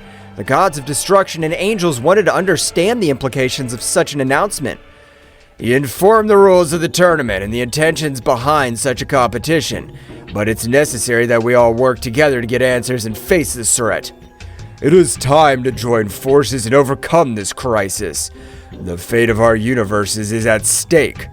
As the gods and angels absorbed the gravity of the situation, in every corner of the Hall of the Realm of Everything, conversations and plans were brewing to confront the mysterious tournament that threatened to upset the balance of the multiverse. Uncertainty hung in the air, but the determination of the divine beings was determined to face the unknown that lay ahead. In the Hall of Everything, Daishinkan, the High Priest, sensed the imminent arrival of extremely powerful entities heading for the different planets of the multiverse. His face reflected seriousness as he prepared to inform all the angels and gods of destruction present of the coming threat. Gods and angels of destruction, the time has come to face a new and challenging threat. Entities of great power are headed towards the planets of our universes, and their goal seems to be a direct confrontation with the strongest warriors of each world. The expressions of those present became serious. Aware of the gravity of the situation, Daishinkan continued with determination. It's crucial that we move quickly to protect the strongest warriors of each planet, regardless of which universe they belong to. The threat we face does not respect universal boundaries, and we must act with unity to preserve the balance. Vados, the Angel of Champa, raised his hand. How do you plan for us to move, Daishinkan? We each have responsibilities in our universes. I understand the complexity of this situation, but the magnitude of this threat requires immediate action. I suggest that every angel and god of destruction move to the planets threatened by this unknown force. We must prevent the strongest warriors from being defeated before we can fully understand our enemies. Sounds like a sensible plan, Daishinkan. If we all work together, we can protect our warriors and gain more information about these powerful entities. Each angel and god of destruction nodded in agreement, accepting the need to act immediately. They moved quickly to the various planets, casting aside universal barriers in a joint effort to safeguard the multiverse. May the wisdom and power of each of you guide this effort. Let us not underestimate this new threat. Our duty is to protect the existence of our universes. With those words, the angels and gods of destruction dispersed, leaving the Hall of All in preparation to face a challenge that transcended universal boundaries and demanded the collaboration of all divine beings. Uncertainty hung in the air, but determination to preserve the balance of the multiverse guided the powerful beings in their joint mission. The angels and gods of destruction quickly teleported to the threatened planets, each determined to protect the strongest warriors on the various planets. In the blink of an eye, the skies lit up with flashes of divine energy as Awamo and Ewin, Cognac and Quitella, Matanu and Geen, Whis and Beerus, and the other angels and gods of destruction headed toward their assigned destinations. The planet Thraxis Nocturnae lay peaceful in the corner of the cosmos, its nocturnal luminosity radiating a tranquility that was about to be disturbed. In the vast space, Owamo, the angel, with his small book in hand, and his god of destruction Ewin, an imposing figure with a stern gaze, detected the arrival of a shadow creature, a minion of Zeno-sama's father. The creature, shrouded in malevolent darkness, descended with malevolent determination towards Thraxis Nocturne. Ewin, without hesitation, deployed his energy of destruction while Iwano stood by, hoping to resolve the conflict without a bath of chaos. "Creature, your darkness will not be tolerated in this realm. Stop your destructive plans." The shadow creature emanated a guttural growl, its presence emanating an unnatural energy that distorted the space around it. The space battle began with an explosion of opposing forces. Ewin launched destructive beams, while Owamo used his speed to dodge the attacks and assess the situation. "Ewin, this creature's stronger than we imagined. We must be cautious." "I know, Owamo, but we can't let him destroy Thraxis Nocturne. We must give our best." The shadow creature, agile and evasive, responded to the attacks with dark energy waves that distorted space. The battle spread across the firmament, leaving traces of destructive energy in its wake. Ewin tried to anticipate the creature's movements. However, the shadow creature proved to be agile and adaptive, countering every strategy with an unmatched dark force. "Our conventional methods don't work. Ewin, we need to combine our forces." "I agree, Owamo. It's time to show them the true power of destruction." Owamo and Ewin merged their energies, creating a flash of light that defied the surrounding darkness. The shadow creature, perceiving the threat, intensified its own energy, generating a collision of cosmic forces that shook space itself. The battle reached a fever pitch, with cosmic explosions lighting up the scene as Owamo and Ewin struggled to contain the darkness. The struggle took place not only on the physical plane, but also on the spiritual one, where the will to protect Thraxis Nocturne was pitted against the ruthless ambition of the shadow creature. The fusion of Owamo and Ewin unleashed a dazzling energy that eclipsed even the nocturnal luminosity of Thraxis Nocturne. The gold and violet glow enveloped the divine couple as they prepared to face the dark threat looming over the peaceful planet. "It's time to show the true extent of our power, Owamo." The shadow creature, aware of the growing threat, rushed towards them with supernatural speed. Owamo, with his keen perception, anticipated every movement of the creature, allowing the couple to dodge its onslaughts with heavenly elegance. "Keep calm, Ewin. We must synchronize our movements to counteract their darkness." Ewin nodded and unleashed a series of destructive energy blasts that lit up the space around him. However, the shadow creature responded with amazing agility, dodging every attack with meandering movements.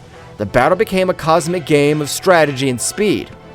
The angel Owamo and the god of destruction Ewin soon realized that in order to defeat this entity, they would need a coordinated attack that transcended the limits of their individual abilities. In a moment of perfect timing, they unleashed a gale of combined energy. Owamo channeled the energy of destruction while Ewin released violet flashes of destruction. "Focus your energy, Owamo. Let's get rid of this darkness once and for all." Owamo nodded and joined the attack with determination. The fused energy of both angel and god turned into a spear of golden and violet light that pierced through space with an impressive speed. The shadow creature, caught in the torrent of power, let out a heart-rending howl as it was enveloped by the luminosity. The impact was abysmal, generating an expansive wave that shook the cosmos. The darkness that enveloped the creature began to dissipate, revealing its twisted and weakened form. Owamo and Ewin, exhausted but triumphant, stood on guard ready for any eventuality. "We have managed to contain their darkness, but we can't let our guard down." The shadow creature, now visibly weakened, recoiled before the imposing presence of Owamo and Ewin. The light had prevailed over the darkness in the cosmic corner of Thraxis Nocturne. The divine couple remained firm in their duty to protect the planet that this creature wanted to destroy. However, the battle was not yet over, and the fates of the planets remained uncertain in the vastness of space. After the shocked combined attack of Owamo and Ewin, the space around Thraxis Nocturne was vibrating with the residual energy of the cosmic battle. The shadow creature, apparently weakened, remained suspended in the cosmic void. enveloped in a dark glow that seemed to absorb the surrounding light. The divine couple watched cautiously, aware that the fate of Thraxus Nocturne was still hung in the cosmic balance. Ewan, something's not right. The darkness of that creature seems to be getting stronger instead of weaker. It seems that our attack has absorbed by her, but it shouldn't be possible. How can he transform our energy of destruction to his own power? The shadow creature, now surrounded by a more intense aura, began to change its shape. Its twisted figure became more defined. His eyes shone with a malevolent lucidity. The darkness emanating from her was becoming denser, distorting the space around her. You have underestimated my true potential, angel and god of destruction. Your energy has strengthened me beyond your comprehension. The divine couple prepared for what was to come next, aware that the threat they faced had evolved. The shadow creature, now empowered by the absorbed energy, charged towards them with renewed speed and ferocity. We need to be more cautious, Ewan. It seems that every blow we inflict makes her stronger. Understood, Owamo, but we can't allow this darkness to devour Thraxus Nocturne. The battle resumed with increased intensity. The shadow creature attacked with bursts of dark energy that cut through space, while Owamo and Ewan responded with flashes of golden and violet light. The cosmic dance of lights and shadows painted an epic picture in the vastness of the universe. Each blow and backlash echoed like thunder in space, distorting reality itself. Owamo, with his keen perception, tried to anticipate the movements of the dark creature, but the dark entity proved to be unpredictable. Ewan, with his energy of destruction, sought to weaken the creature, but his attacks seemed to be absorbed and turned into an additional source of power. Every time we hit her, her power increases. We can't go on like this. We must find a way to counteract his ability to absorb our energy. Do you have any ideas, Owamo? Owamo pondered for a moment, his angelic mind working in search of a solution. Meanwhile, the shadow creature, aware of its opponent's confusion, took the opportunity to launch a surprise attack. A wave of dark energy enveloped Owamo and Ewan, distorting their perception and weakening their defenses. Ha ha ha ha ha ha! Your resistance is useless. I am the embodiment of darkness. His light cannot prevail before me. The situation was becoming more and more desperate for the divine couple as they struggled to resist the shadow creature's attacks. Owamo turned his attention to the small book he always carried with him. An idea began to form in his mind. Ewan, I think I have an idea, but we need to synchronize our attacks in a different way.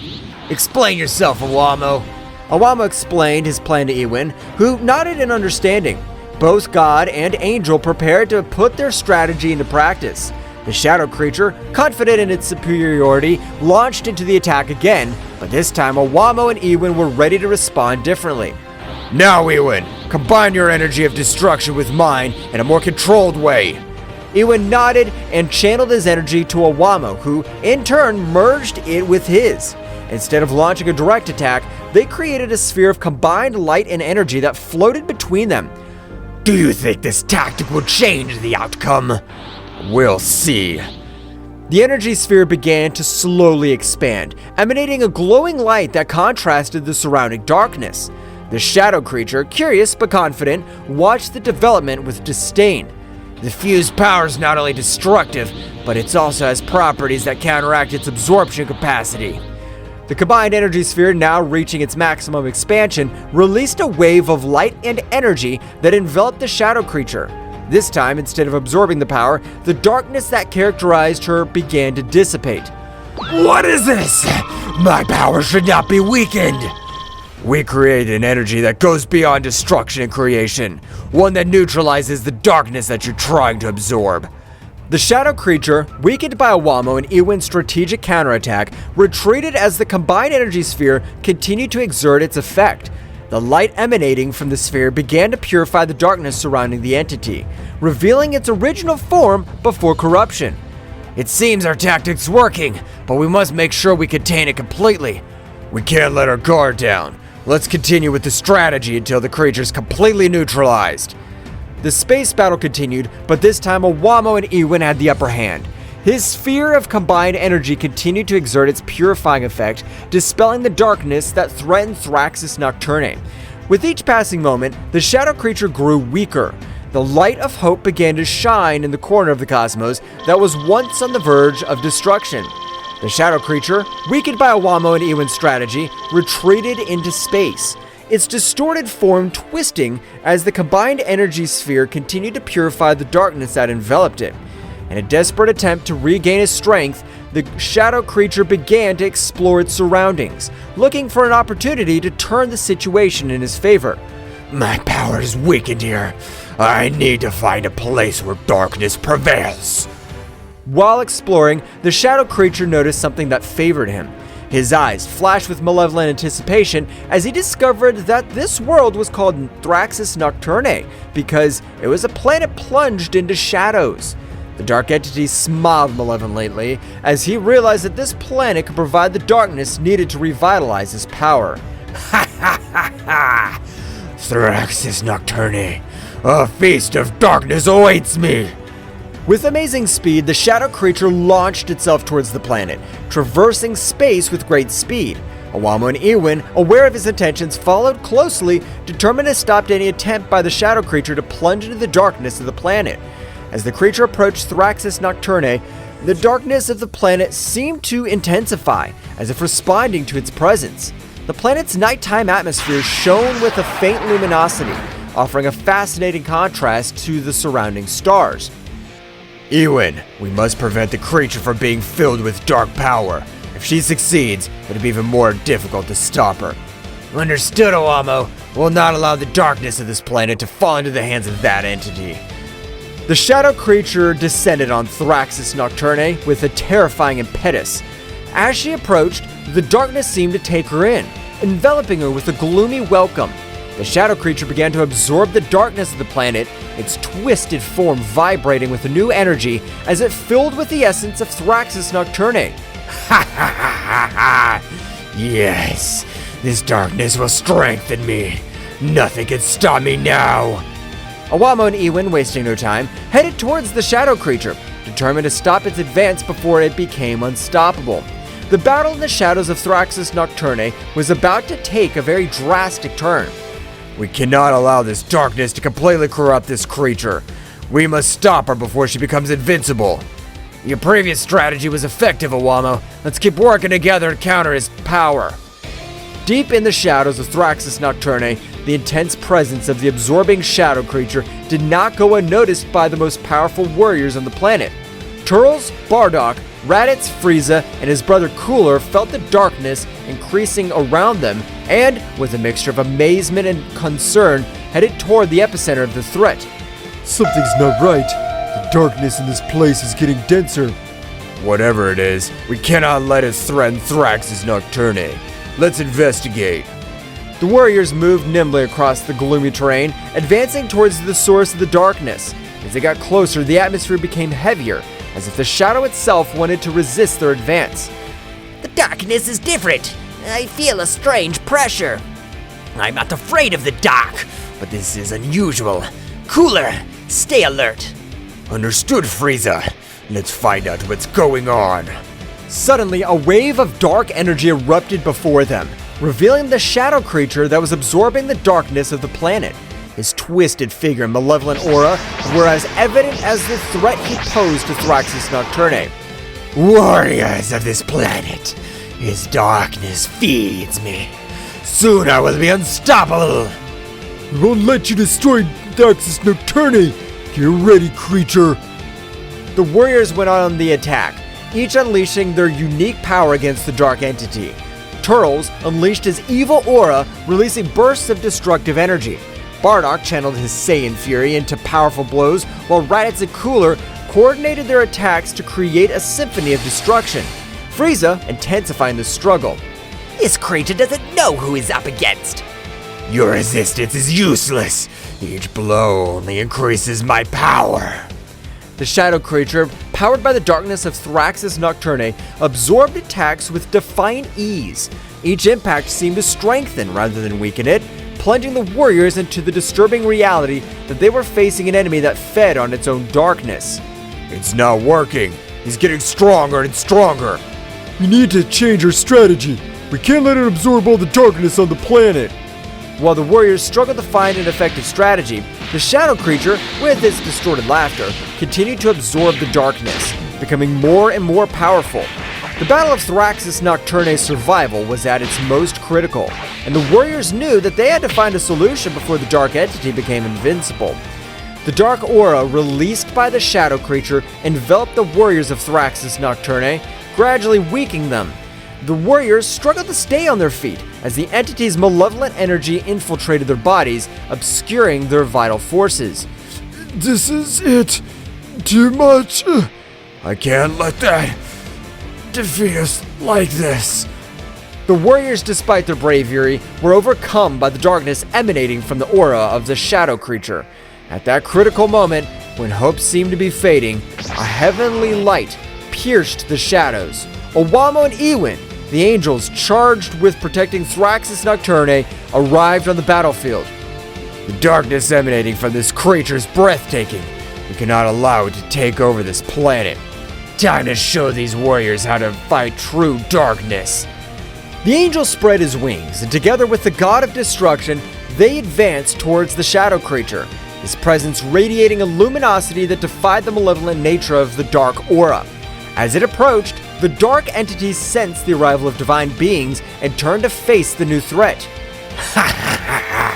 More insignificant beings. His light will be devoured by my darkness. Don't underestimate the power of light. Darkness cannot resist the true essence of creation. Owamo extended his hand, and a purifying light enveloped the battlefield, counteracting the dark effect of the creature's aura. Ewin, on the other hand, deployed the energy of destruction, creating a perfect balance between light and darkness. The shadow creature, for the first time, felt the pressure of forces that it could not easily absorb or resist. The conflict took a turn, and the battle became more intense as the angel and god of destruction faced the dark entity with a unique combination of light and destruction. The real struggle starts now. We'll protect Thraxis Nocturne from the darkness you represent. The fight between the angels and the shadow creature reached impressive levels, with bursts of energy illuminating the dark planet of Thraxis Nocturne. Meanwhile, the warriors, freed from the debilitating effects of the dark aura, watched the fight, hoping that their planet would not be destroyed. Guys, this is all for today's chapter. I hope you liked it and it was to your liking.